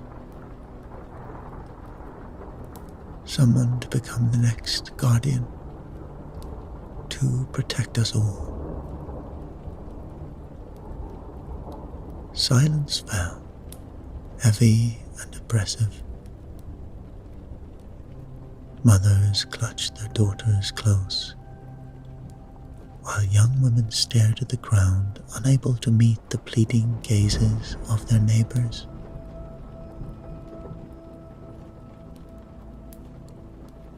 The moment stretched on,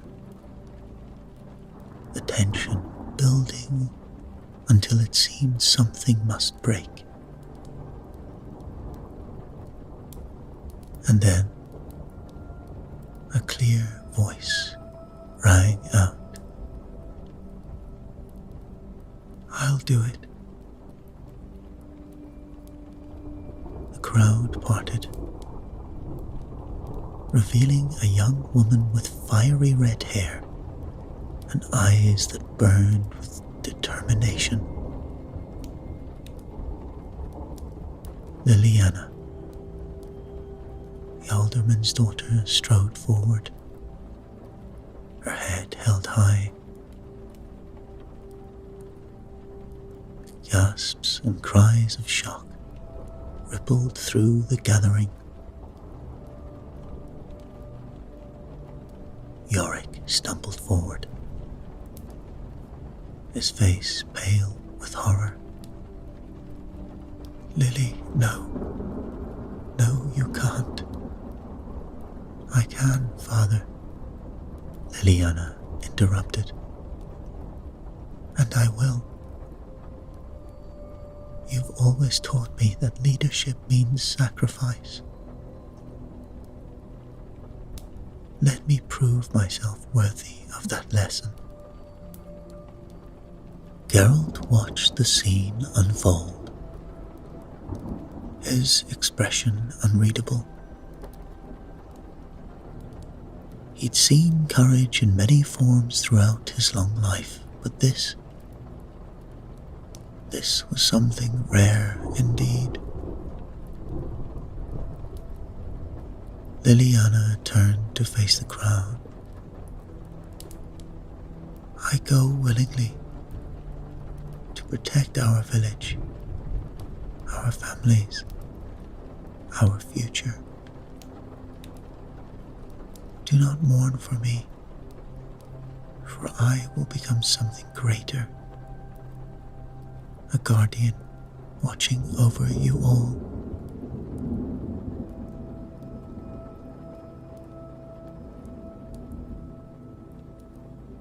Tears streamed down the faces throughout the square.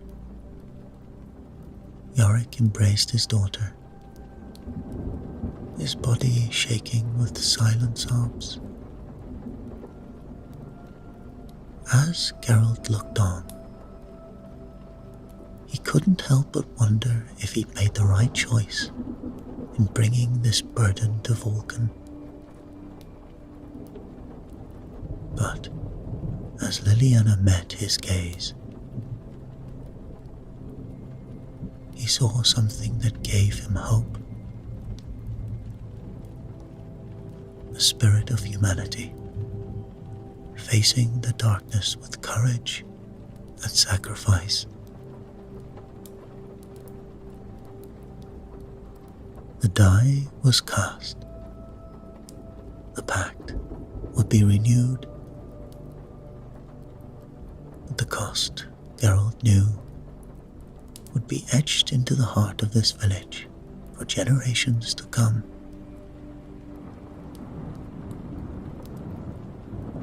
As twilight descended upon Vulcan, Geralt and Liliana set out for the Whispering Woods.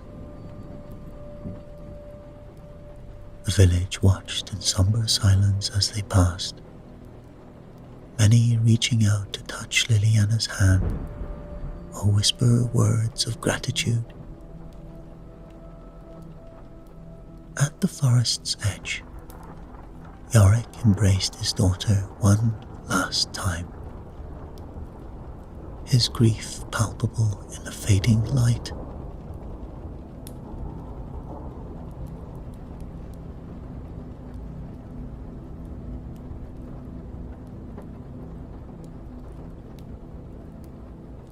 The forest seemed to part before them, the path to the Fey glade clearer than before. Yet Geralt's witcher senses prickled with unease. Something was wrong. The woods were too quiet, the shadows too deep. "Stay close," he murmured to Liliana. They had scarcely gone a mile when the attack came. Shapes burst from the undergrowth, pale, twisted things with elongated limbs and razor-sharp claws. Vampire thralls, their minds enslaved by their ancient master's will.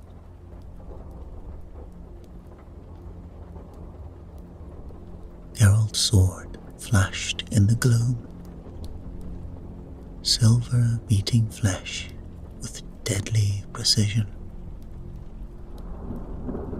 "Run," he shouted to Liliana, but the girl stood her ground, snatching up a fallen branch to defend herself. Together, they fought their way through the woods, Geralt's blade singing a deadly song, while Liliana showed surprising skill with her makeshift weapon. But for every thrall they felled, two more seemed to take its place.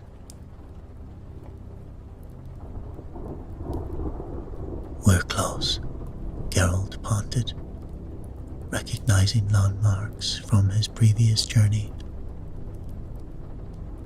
"Just a little further."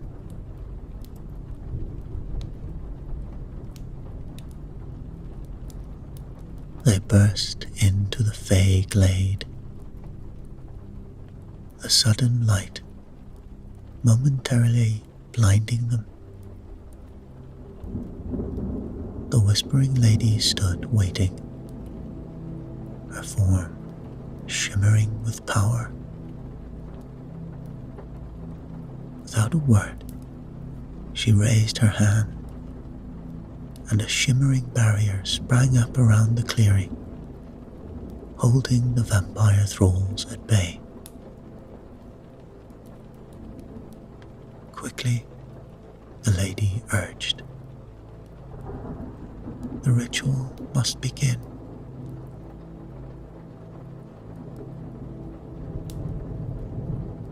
Liliana stepped forward. The lady guided her to the center of the glade, where a circle of moonshade flowers bloomed. As Liliana took her place within the circle, Geralt turned to face the barrier. The vampire thralls hurled themselves against it, their screeches filling the air. Cracks began to appear in the magical shield.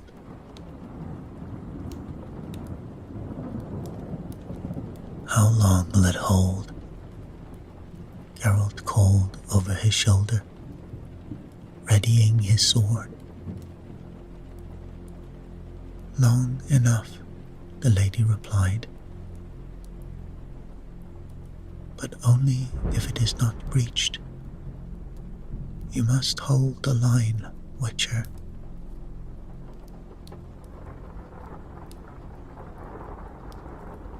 The ritual began,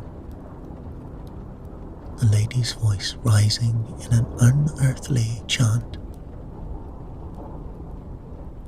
The moonshade flowers pulsed with light, their glow enveloping Liliana. The girl gasped, her body arcing as the magic took hold.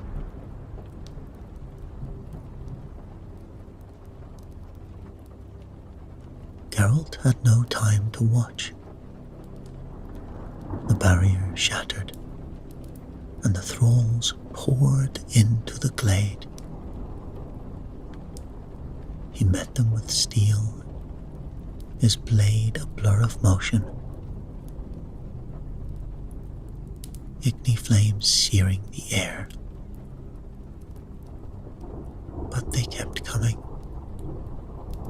An endless tide of nightmarish forms.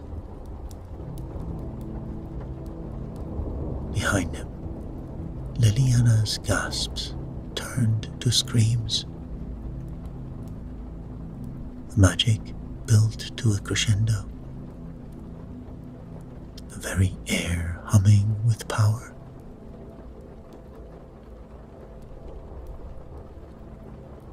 Geralt risked a glance over his shoulder and saw Liliana hovering above the ground, her body wreathed in light. With a final, earth-shaking pulse of energy, the ritual reached its climax. Liliana's scream cut off abruptly, replaced by a sound like shattering crystal. When Geralt looked again, she was gone. In her place stood a being of light and shadow, ethereal and terrible in its beauty.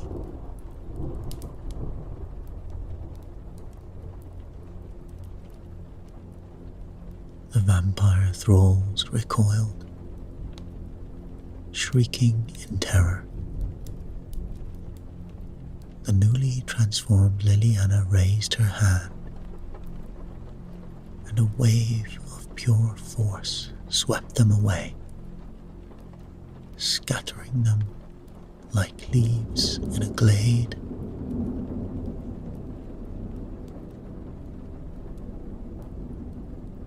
Silence fell.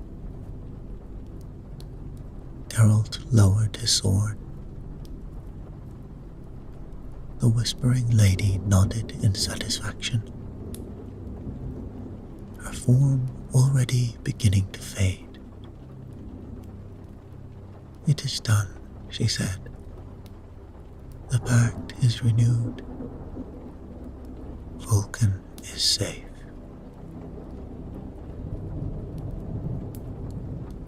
Geralt turned to the being that had been Liliana. Her eyes, now pools of starlight, met his. For a moment, he saw a small flicker of the girl she had been. Brave, determined, self-sacrificing. Then it was gone, taken by the vast, alien consciousness of a Fey guardian. "Thank you, Geralt of Rivia," Liliana's voice echoed at once. "I will watch over them, as always."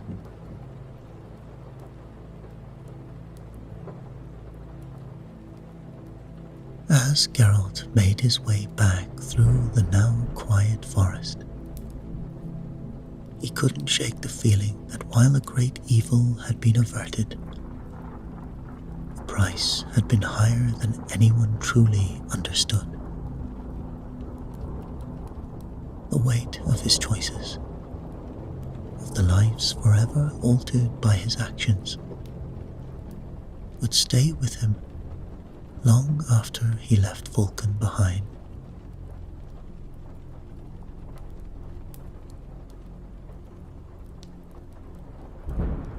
Dawn broke over Vulcan, painting the sky in hues of amber and rose.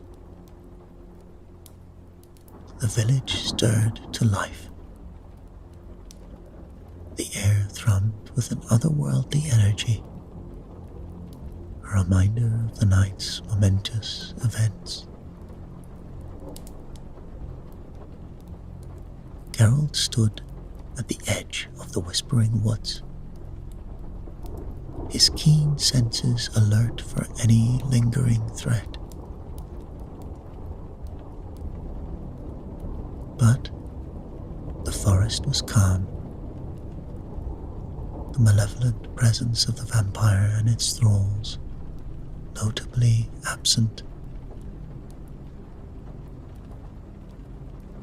In the distance, he could feel the combined power of the Fey Guardians, a shimmering veil of protection enveloping the land. Yorick approached, his face a mask of conflicting emotions. Grief warred with relief in his eyes as he gazed towards the woods where his daughter had vanished.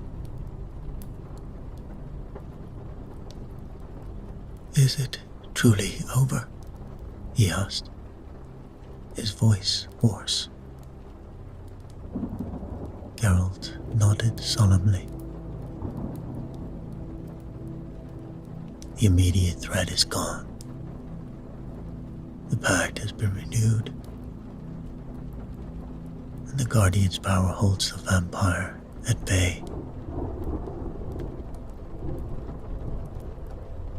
Yorick's shoulders sagged, whether from relief or sorrow. Geralt couldn't tell.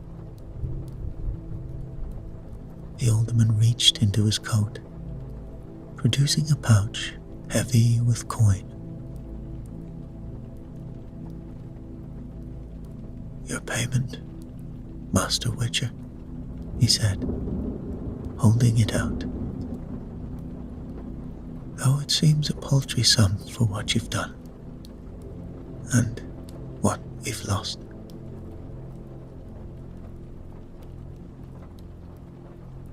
Geralt hesitated before taking the pouch.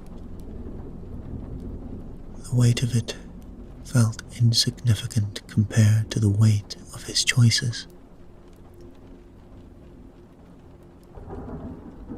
"Your daughter's sacrifice saved countless lives," he said, trying to offer some comfort. Yorick's eyes glistened with unshed tears. "I know. And yet..." They stood in silence for a moment, the unspoken price of their victory hanging heavy between them. Finally, Geralt shouldered his pack and turned to Roach, who waited patiently nearby.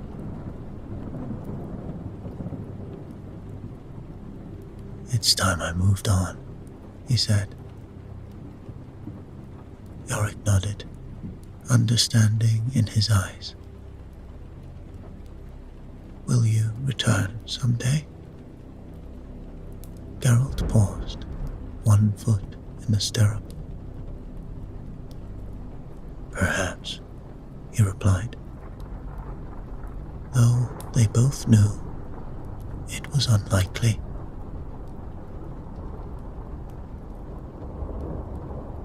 As he rode out of Vulcan, Geralt could feel the eyes of the villagers upon him. Some looked on with gratitude, others with resentment. He had saved them, yes, but he had also irrevocably changed their world. The simplicity of their lives had been shattered, replaced by the knowledge of ancient pacts and otherworldly guardians.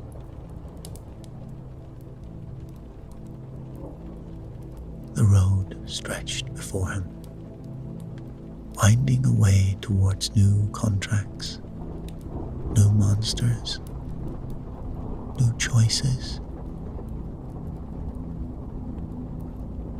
Geralt's mind turned over the events in Vulcan, examining his decisions from every angle. He had faced similar dilemmas before: the lesser evil, the greater good. But each time, the weight of those choices seemed to grow heavier.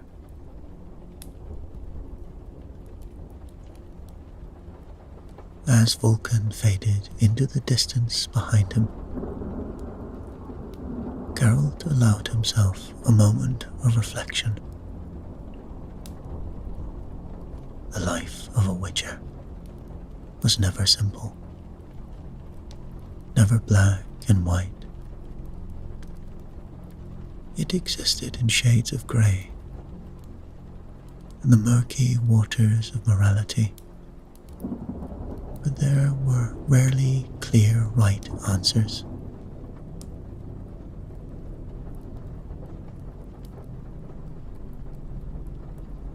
Geralt spurred Roach onward, his face set in grim determination. Whatever lay ahead, he would face it as he always had, with steel, with silver,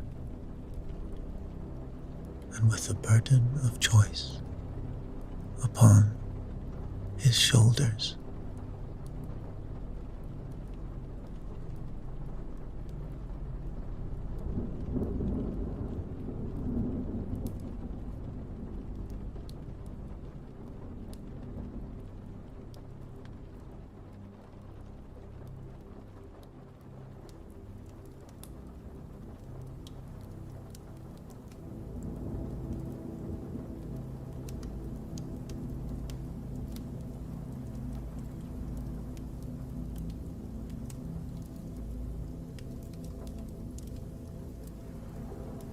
The walls of Blackhaven rose against the grey sky, their towering stone battlements cutting a stark silhouette in the distance. Geralt of Rivia rode steadily along the winding road. The rhythmic clop of Roach's hoofs providing a steady backdrop to the silence of the autumn morning.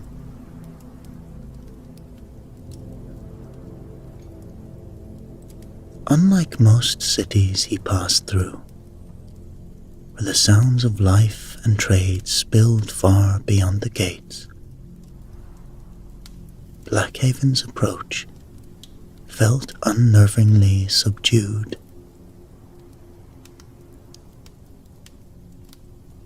There was no laughter from passing merchants, idle chatter from travellers, only a low murmur of voices, hushed and guarded, carried on the wind.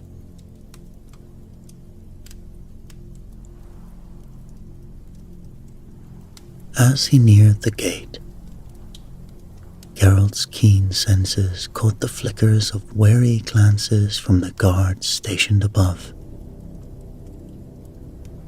They stood stiffly, their eyes shadowed by helmets, and their hands gripped the hilts of their swords tighter than normal. A soft, unnatural tension hung in the air, a warning for anyone who dared linger too long. Geralt slowed Roach to a trot, his amber eyes scanning the surroundings.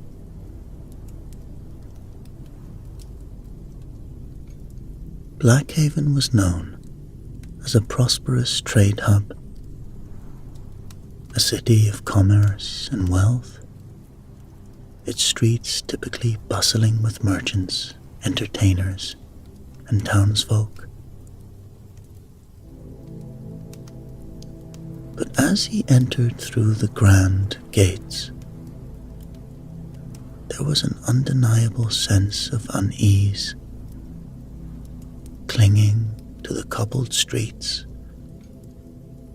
People moved quickly, heads down, avoiding each other's eyes, their faces pale with fear that spoke of something far more sinister than the usual dangers of city life.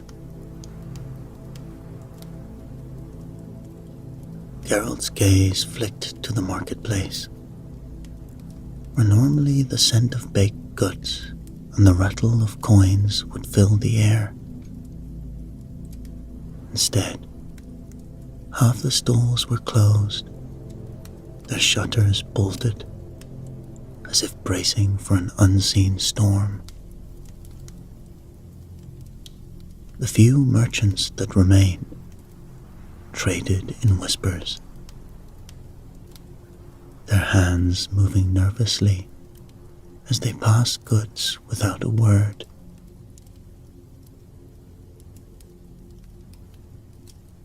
Something was deeply wrong here. Word of a mysterious plague had reached him, a strange affliction that turned the townsfolk of Blackhaven to stone, trapping them in their final moments of terror.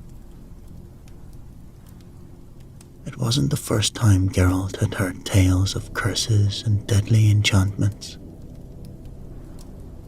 The scale of the panic he now saw suggested something was different,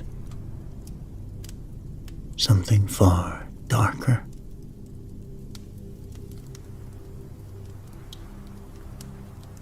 He guided Roach to the side of the road, dismounting near a well-worn path leading to the city's main square. A statue stood in the center, but unlike the grand figures of past heroes, this one was hauntingly real. Too real. The figure of a woman, frozen in mid-scream, her arms stretched out in terror, as if trying to flee some unseen horror. Her face was twisted in anguish, and the stone seemed to shimmer faintly in the muted sunlight, as though life itself had been caught and solidified in its final moments.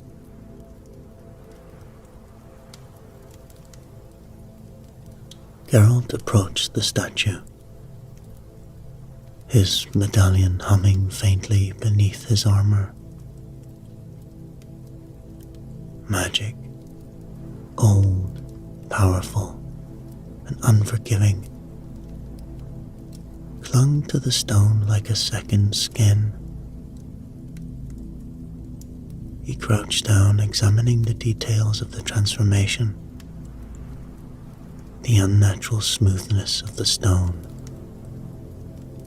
the way it captured every detail of the woman's despair.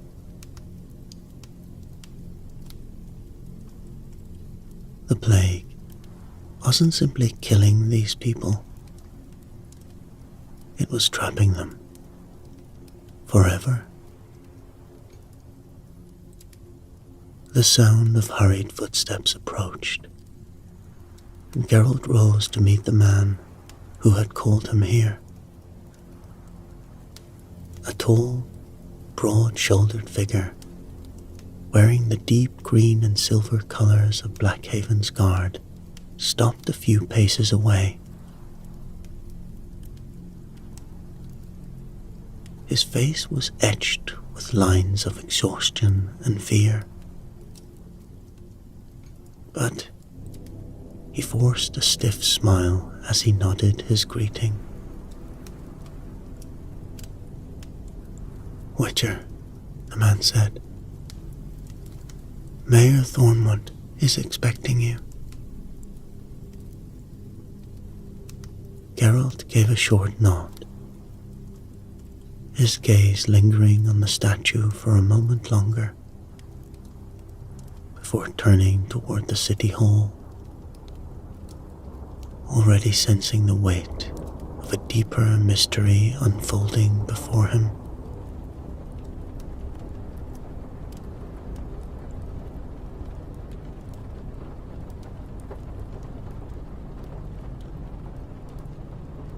City Hall's stone walls seemed to swallow the light,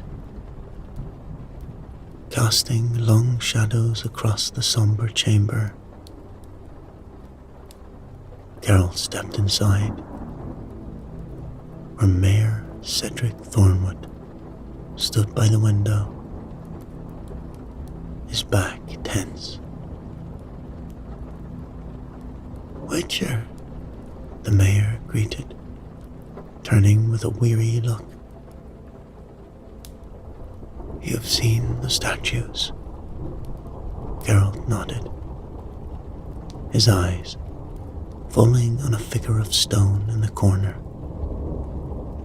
A man, frozen mid-scream, terror etched into his face. "Councilman," Cedric muttered. "One of many." "What caused it?" Geralt asked, already sensing a deeper layer to this mystery. Cedric hesitated. "There are whispers, curses, ancient magic. It started supposedly after strange lights were seen in the Harvest Woods. We sent men to investigate. None returned." Geralt crossed his arms, expecting more. Cedric met his gaze, but said nothing. And then, "We'll pay you generously. The answers lie in those woods."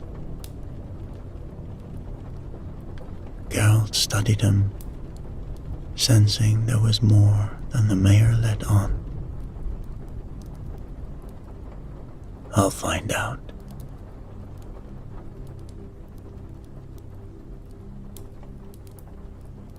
The Cock and Lantern Tavern was a dimly lit, low-ceilinged place where fear clung to the air like smoke. Geralt stepped inside, immediately drawing the nervous glances of its patrons. The usual clatter of cups and quiet laughter was replaced by murmured conversations, most of them centered around the strange plague haunting Black Haven. He took a seat near the hearth, where two men spoke in hushed tones. One leaned closer to his companion. "Saw it myself. Lights in the harvest woods. Like something unnatural's brewing out there." The other man nodded, his eyes darting toward Geralt. "And they say old Gideon Ashcroft is involved.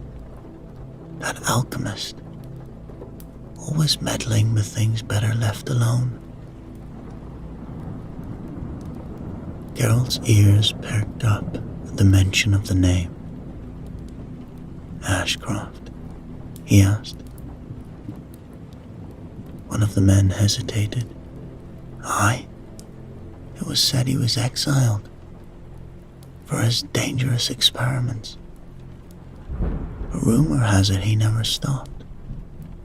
Lived somewhere deep in the woods." Geralt paid for his drink, filing away the name and the whispers. Whatever was happening in Blackhaven, Gideon Ashcroft might have some answers.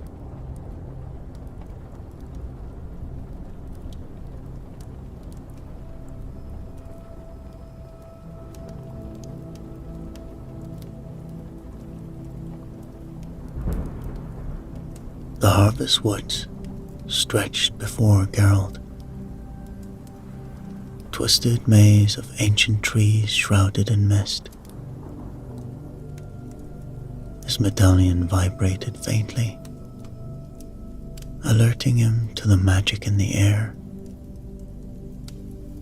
Each step felt heavier, as though the forest itself resisted his presence. Silence clung to the woods, broken only by the occasional creak of a branch swaying in the wind.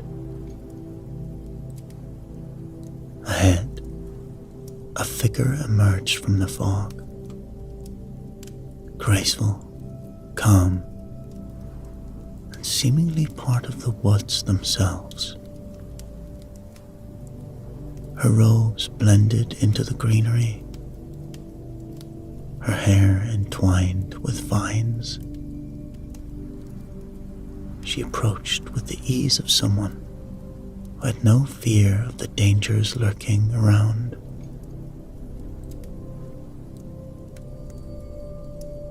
"You've come to search for the source," the woman said softly, her eyes meeting his. "But it's not here." Geralt remained silent, studying her. "The plague that's turning people to stone. You know of it?" She nodded. "The answers you seek lie not in these woods, but beneath the city." "And what of Gideon Ashcroft?" Geralt asked, watching her closely. Her expression didn't change, but there was a brief flicker in her eyes, something she quickly masked. "I know the name, but if you think he's behind this, then you might be mistaken. He was exiled long ago and hasn't been seen since." Geralt's gaze sharpened. She was lying, or at least not telling the full truth. His medallion hummed again. Something wasn't right. "You seem certain," he said flatly.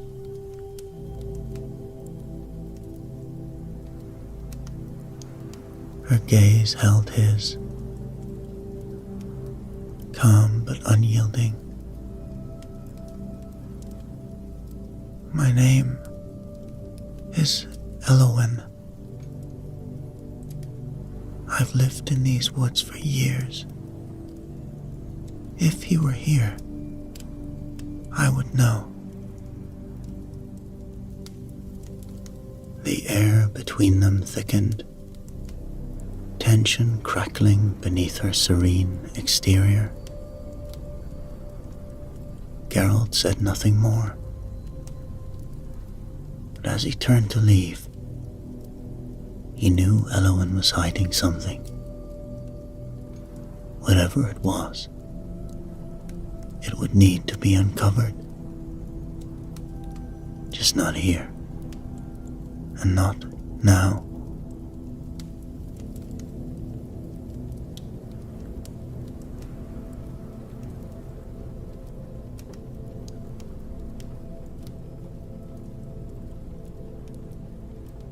The narrow streets of Blackhaven twisted into forgotten corners where abandoned buildings stood like relics of a city that had tried to forget its secrets. Geralt's instincts led him to one such structure, its door hanging loosely on rusted hinges. Inside, the stench of mildew and decay filled the air, but something else lingered beneath it. Alchemy. Moving cautiously, Geralt found a trap door hidden beneath a worn rug.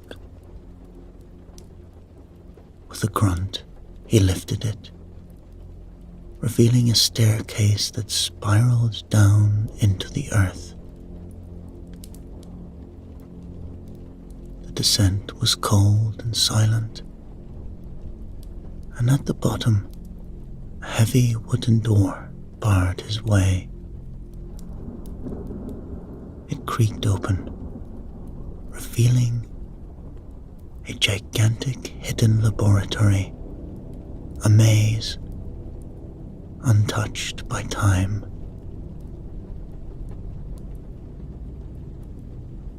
Along the walls of the maze, shelves lined the walls, filled with jars of strange herbs, crystals, and tools of alchemical craft.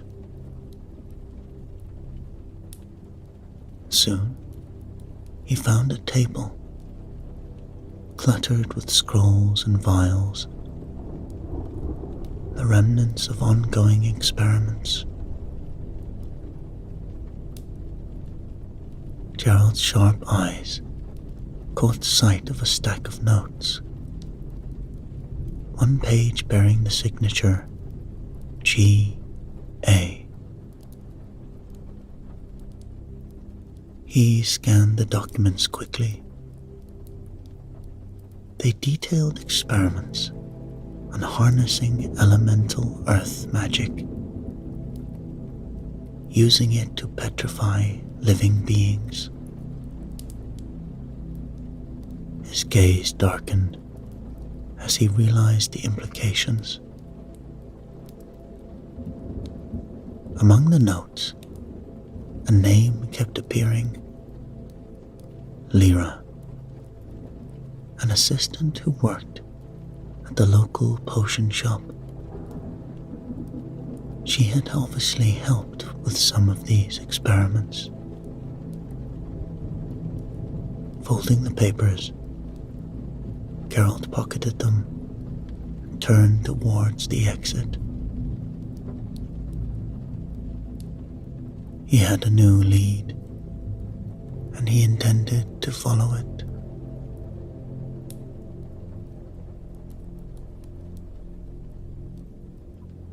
The potion shop sat on a quiet street,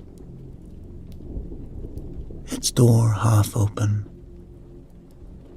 the smell of herbs and brewing concoctions spilling into the cool air. Inside, Lyra, a young woman with sharp eyes and ink-stained fingers, glanced up as Geralt entered.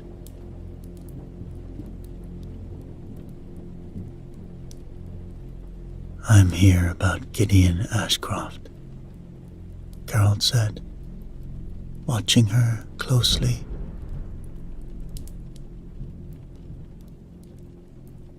Lyra's expression faltered. "Gideon," she repeated, feigning ignorance poorly. "He hasn't been in Blackhaven for years." "His work says otherwise," Geralt replied, pulling the notes from his pocket and placing them on the counter. Lyra swallowed, glancing at the documents. I only assisted him. I didn't know what he was truly planning." "Didn't know, or didn't want to know?" Geralt asked. She exhaled shakily.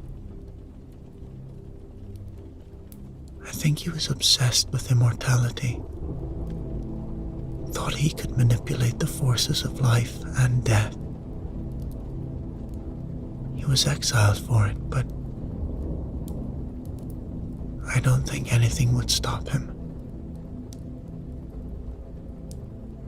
Geralt's gaze narrowed.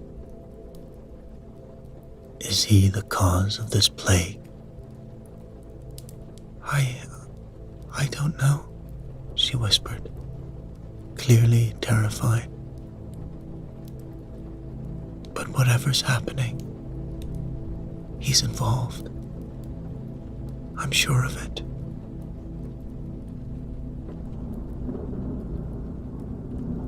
Geralt gave a curt nod, his suspicions confirmed. Ashcroft had to be found before the plague consumed the entire city.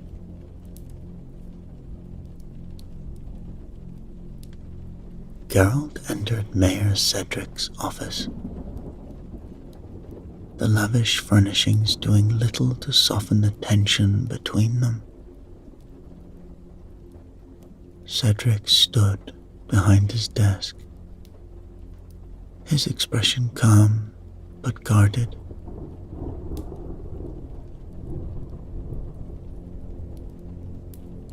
"I found the name Gideon Ashcroft," Geralt said, tossing notes onto the desk. "He's been experimenting. You knew about this, didn't you?" Cedric's face tightened, but he quickly shook his head. "Ashcroft was exiled long ago for his dangerous work. If he's returned, it's not with my blessing." Geralt stepped closer. "I know you're involved in this, Cedric." The mayor stiffened and waved his hands. "I told you, if you want the truth, to find Gideon, then it's in the Harvest Woods. Elowen, the druidess, She's the key to all of this, I'm sure of it. She's been meddling in ancient magics, far beyond her control.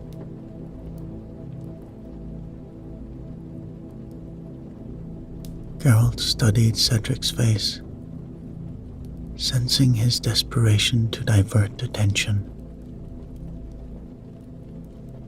You want me to believe the Druidess is behind this? I'm telling you that's where I think the answers are, Cedric snapped. Elowen knows more than she lets on. You'll see.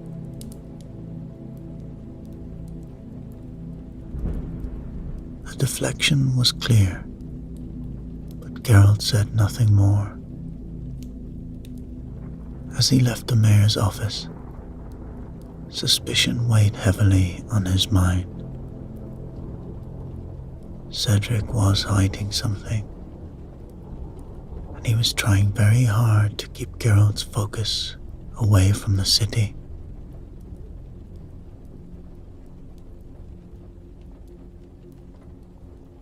Twilight filtered through the trees as Geralt found Elowen in a secluded glade. Her presence as calm as the forest itself. But there was a tension in the air, and Geralt sensed the weight of secrets. Cedric sent me, Geralt said. He believes you're the cause of this plague, as does half the city.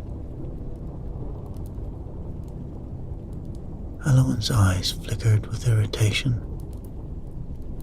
but she quickly masked it. Of course they would say that. Then tell me the truth, Geralt demanded. What's really going on here? Elowen sighed, stepping closer. Years ago, Cedric and Gideon Ashcroft led a project, an attempt to harness elemental petrification. I believe it was supposed to be a weapon, something they could control. But they lost control and tested it on their own people.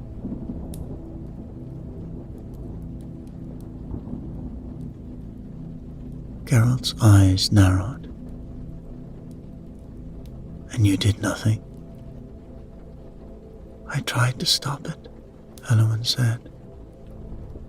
But they pushed ahead, driven by greed and ambition. Now the plague is out of hands, and Cedric wants to stop it and cover it up. But I don't know what's still causing it. The truth hit hard.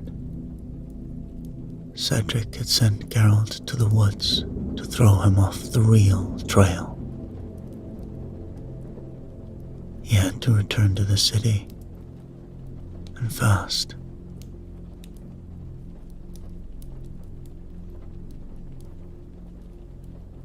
The grand hall of Blackhaven's city council was filled with the murmurs of townspeople and council members alike as Geralt strode in, his boots echoing against the marble floor. Tension rippled through the crowd as the Witcher, known for his cold efficiency and truth-seeking, made his way to the raised platform where the mayor stood. Cedric, flanked by his councilman, met Geralt's gaze. "What is the meaning of this, Witcher?" Cedric asked. Geralt stood, letting the weight of the moment settle over the gathered crowd. He held the room's attention like a predator stalking its prey.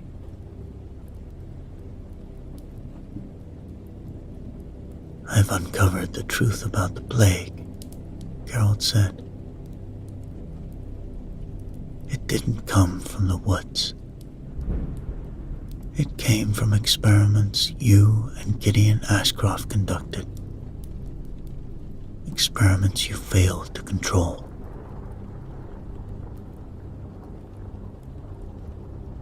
A murmur ran through the hall as council members exchanged uneasy glances.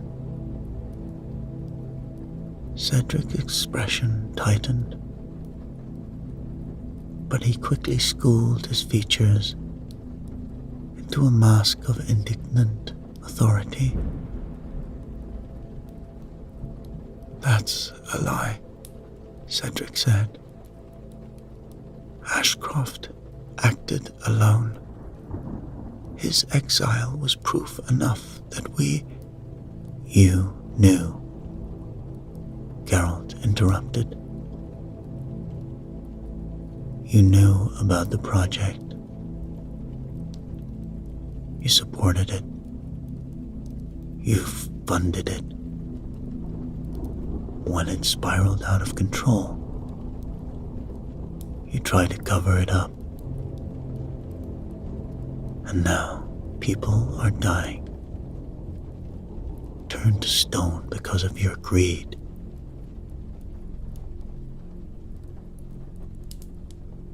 The crowd gasped, and the council members began to murmur again. Cedric's mask of control cracked for a moment. "It was never supposed to happen this way," Cedric shouted. "Ashcroft was the one who twisted this project. He sabotaged everything." Geralt's gaze bore into him. "You didn't stop him. You sent me on a fool's errand into the woods to deflect suspicion. You were hoping I wouldn't dig deep enough to uncover the truth." Cedric's fists clenched at his sides. "You don't understand, Witcher. The project was meant to protect Blackhaven. We were trying to create a defense against our enemies. Gideon, he became obsessed, twisted the magic.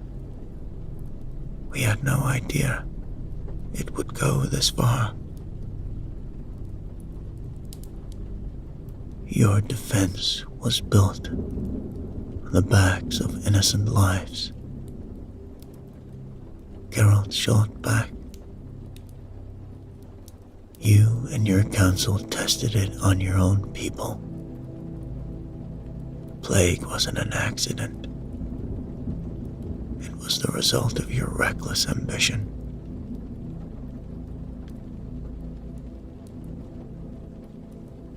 The room fell into a tense silence. The councilmen stared at Cedric, horror dawning on their faces as they realized the depths of the conspiracy. Cedric, desperate now, lashed out. "We had no choice," Cedric barked. "Blackhaven was vulnerable. We needed something to protect us. Gideon, Gideon promised control, but he was mad. This is his doing, not mine. You let him do it, Geralt said. You had the power to stop him, and you didn't. Cedric's face twisted with anger, but beneath it lay fear. Fear of a man caught in a web of his own making. I tried to fix it, Cedric said. I thought if we stopped him we could contain it. But now it's too late. Gideon's still out there, using the magic he created. He's the real danger. I thought he must be in those woods.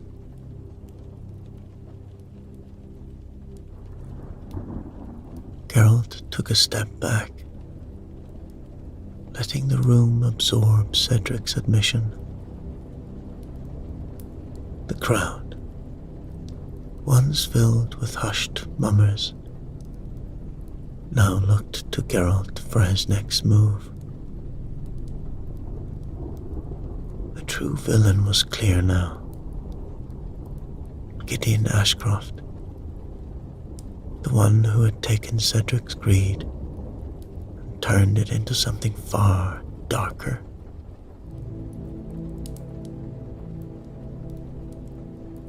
The people of Blackhaven deserve the truth, Geralt said, and they deserve justice. Cedric's shoulders slumped, the weight of his guilt pressing down on him. There was no escaping what he'd done, but there was still one more reckoning to come, and that would be Gideon Ashcroft.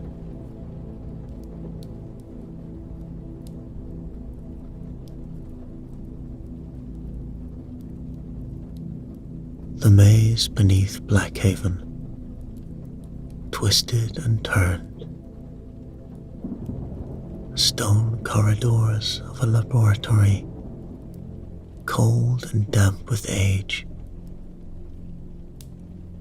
Geralt moved with silent precision, each step careful, his senses highly attuned to the magic embedded in the walls.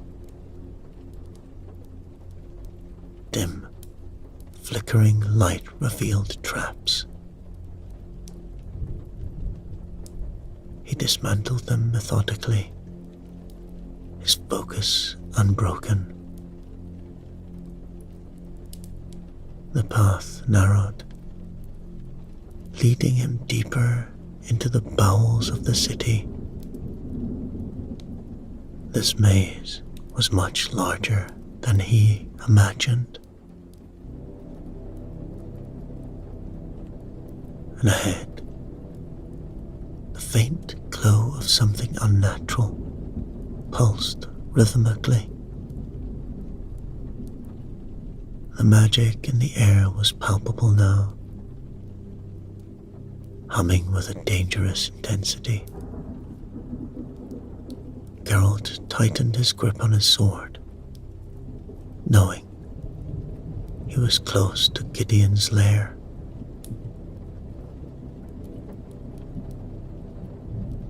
The chamber Geralt stepped into was vast, its ceiling disappearing into darkness. At its center, a glowing elemental core surged with raw, unstable power, bathing the room in a sickly light. Gideon Ashcroft stood before it. his frail figure silhouetted against the swirling energy. "You found me," Gideon said, a grim smile on his lips. "I knew you would." Geralt's eyes swept the room, assessing the core's power. "You've twisted magic into a plague, turned people into stone. You're not saving Blackhaven, you're destroying it." Gideon's smile faded. "You don't understand. This city is rotten to its core. Cedric and the Council, they were going to use this power for control. I'm tearing down their empire of corruption. And in the process, you're killing innocents," Geralt said. "Innocents?" Gideon scoffed. "They're complicit in the rot. They must be cleansed, and from that something greater will rise here." Geralt's hand hovered near his sword. "You've justified your madness long enough." Gideon's eyes blazed with defiance.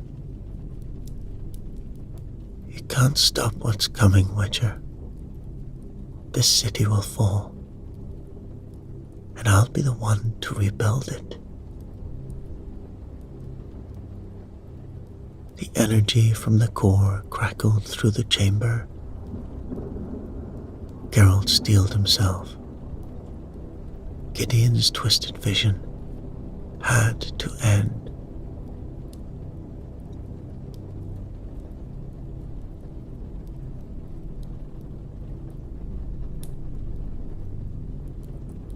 "You know, the Council is corrupt," Gideon pressed.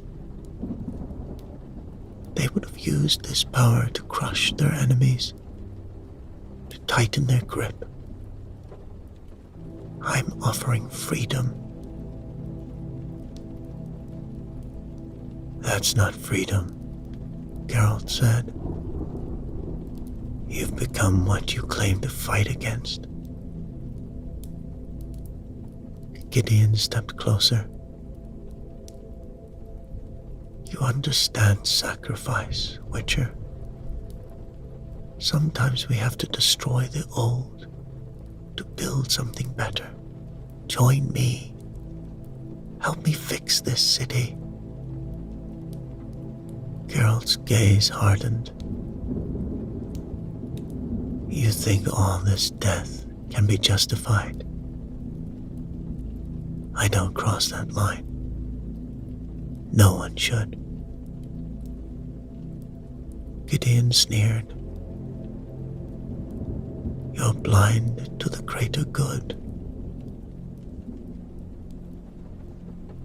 Before Gideon could continue, a soft footfall echoed through the chamber. Elowen emerged from the shadows.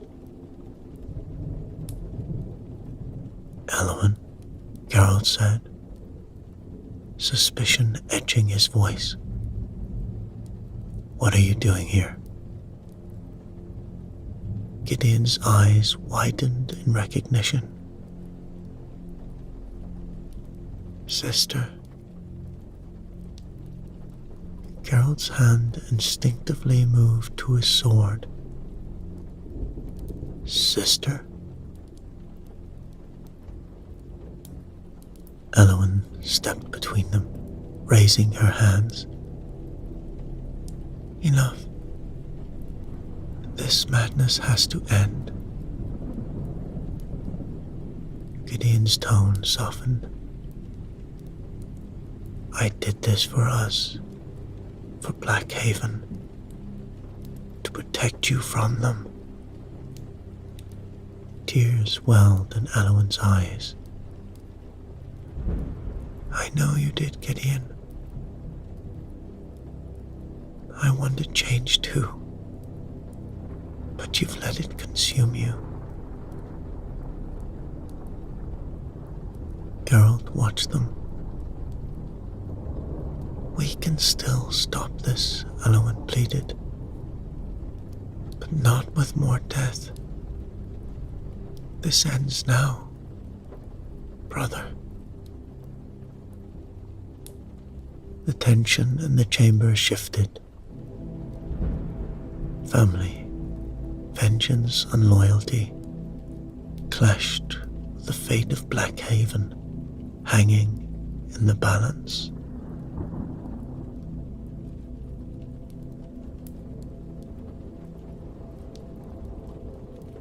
The chamber vibrated with raw, chaotic energy. The elemental core surging dangerously, casting flashes of light and shadow across the walls. Cracks formed in the floor, tendrils of magic spilling out like wildfire. Elowen rushed towards the core, her hands moving swiftly through ancient gestures, trying to stabilize it before it tore the entire chamber apart. Gideon stood between her and Geralt, his hands crackling with magic. You won't stop me, Witcher. This city needs to be purged. I'll make sure of it. Geralt's blade flashed as he charged forward, meeting Gideon's magic with a combination of skill and strategy. Steel clashed against arcane power, sparks flying as the two locked in a deadly dance. You're blinded by your hate, Geralt spat, deflecting a blast of energy. This isn't justice. It's the only way, Gideon shouted, his attacks becoming more frantic. You've seen the corruption for yourself. Elowen struggled with the core, her face etched with strain. Geralt, I need more time.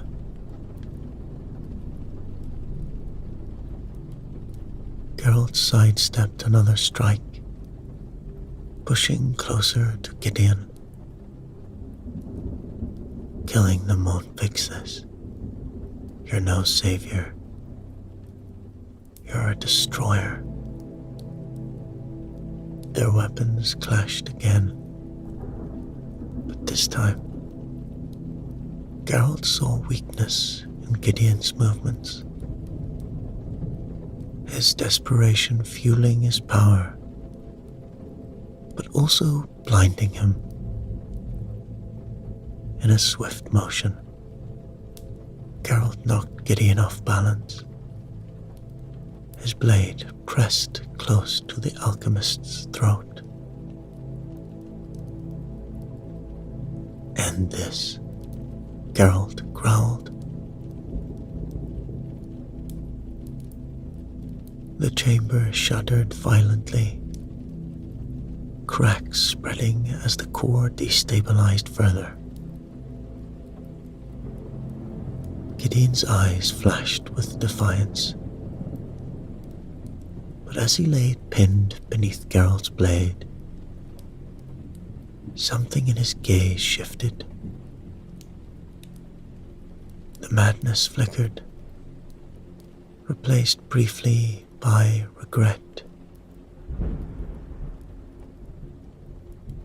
Do it, Gideon hissed. Finish me off. Geralt's grip tightened, but he didn't move to strike.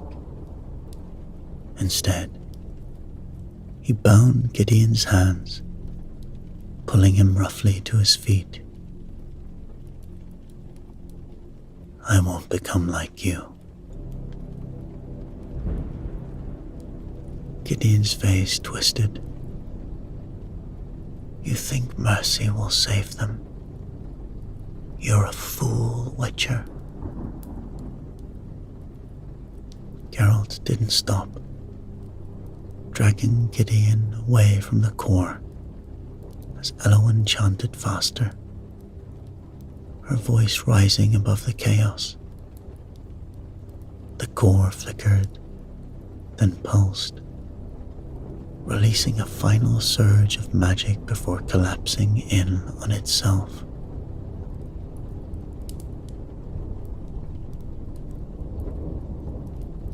Leaving the chamber in silence, Gideon slumped in Geralt's grip, his energy spent.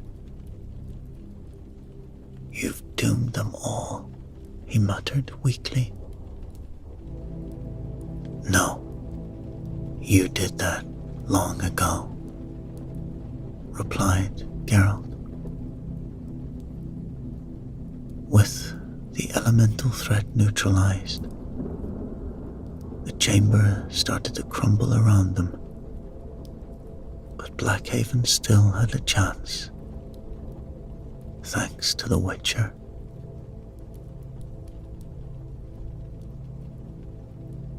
The central square of Blackhaven buzzed with attention as a crowd murmured, murmurs of uncertainty filling the air.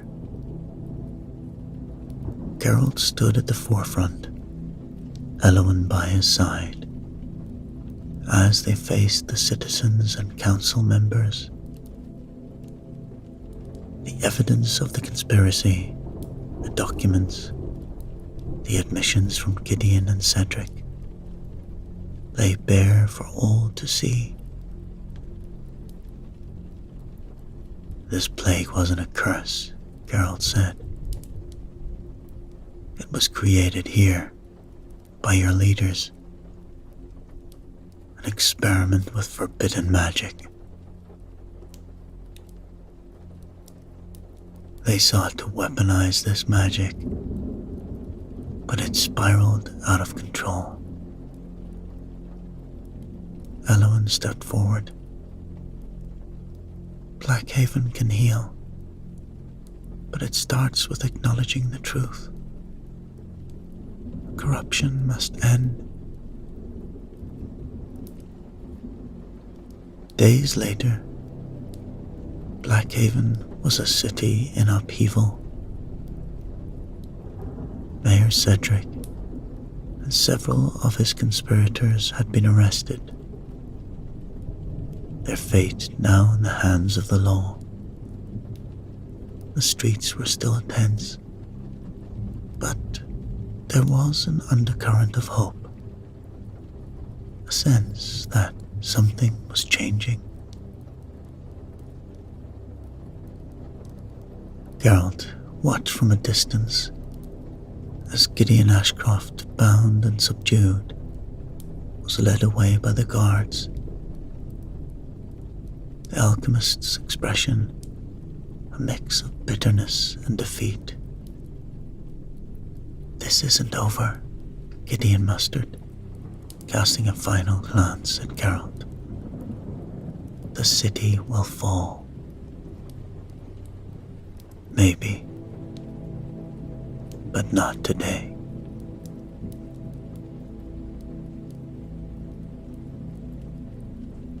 The sun hung low over the harvest woods as Geralt prepared to leave Blackhaven behind. At the edge of the city, Elowen approached. "Thank you, Witcher," she said softly, handing him a coin. "You've given this city a chance to rebuild. I hope we can undo the damage." Geralt nodded, adjusting Roach's saddle. "You've done your part. The rest is up to them." Elowen smiled faintly. "It won't be easy, but I'll stay and help however I can. Maybe there's hope for this place after all." There was a quiet understanding between them. Two who had seen too much, but still carried a glimmer of hope. "Take care, Elowen," Geralt said, "and stay out of trouble."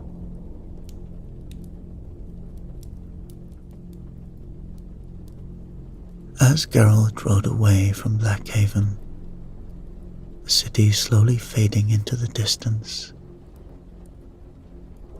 his thoughts drifted back to the events that unfolded. The corruption, the lies, the sacrifices. It was a reminder of the blurred lines between right and wrong, of how easily power could twist good intentions into something darker.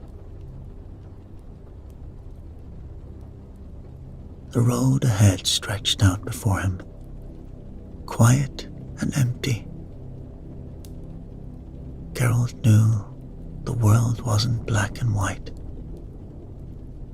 There were always shades of grey, difficult choices and unseen consequences. But as the wind brushed against his face,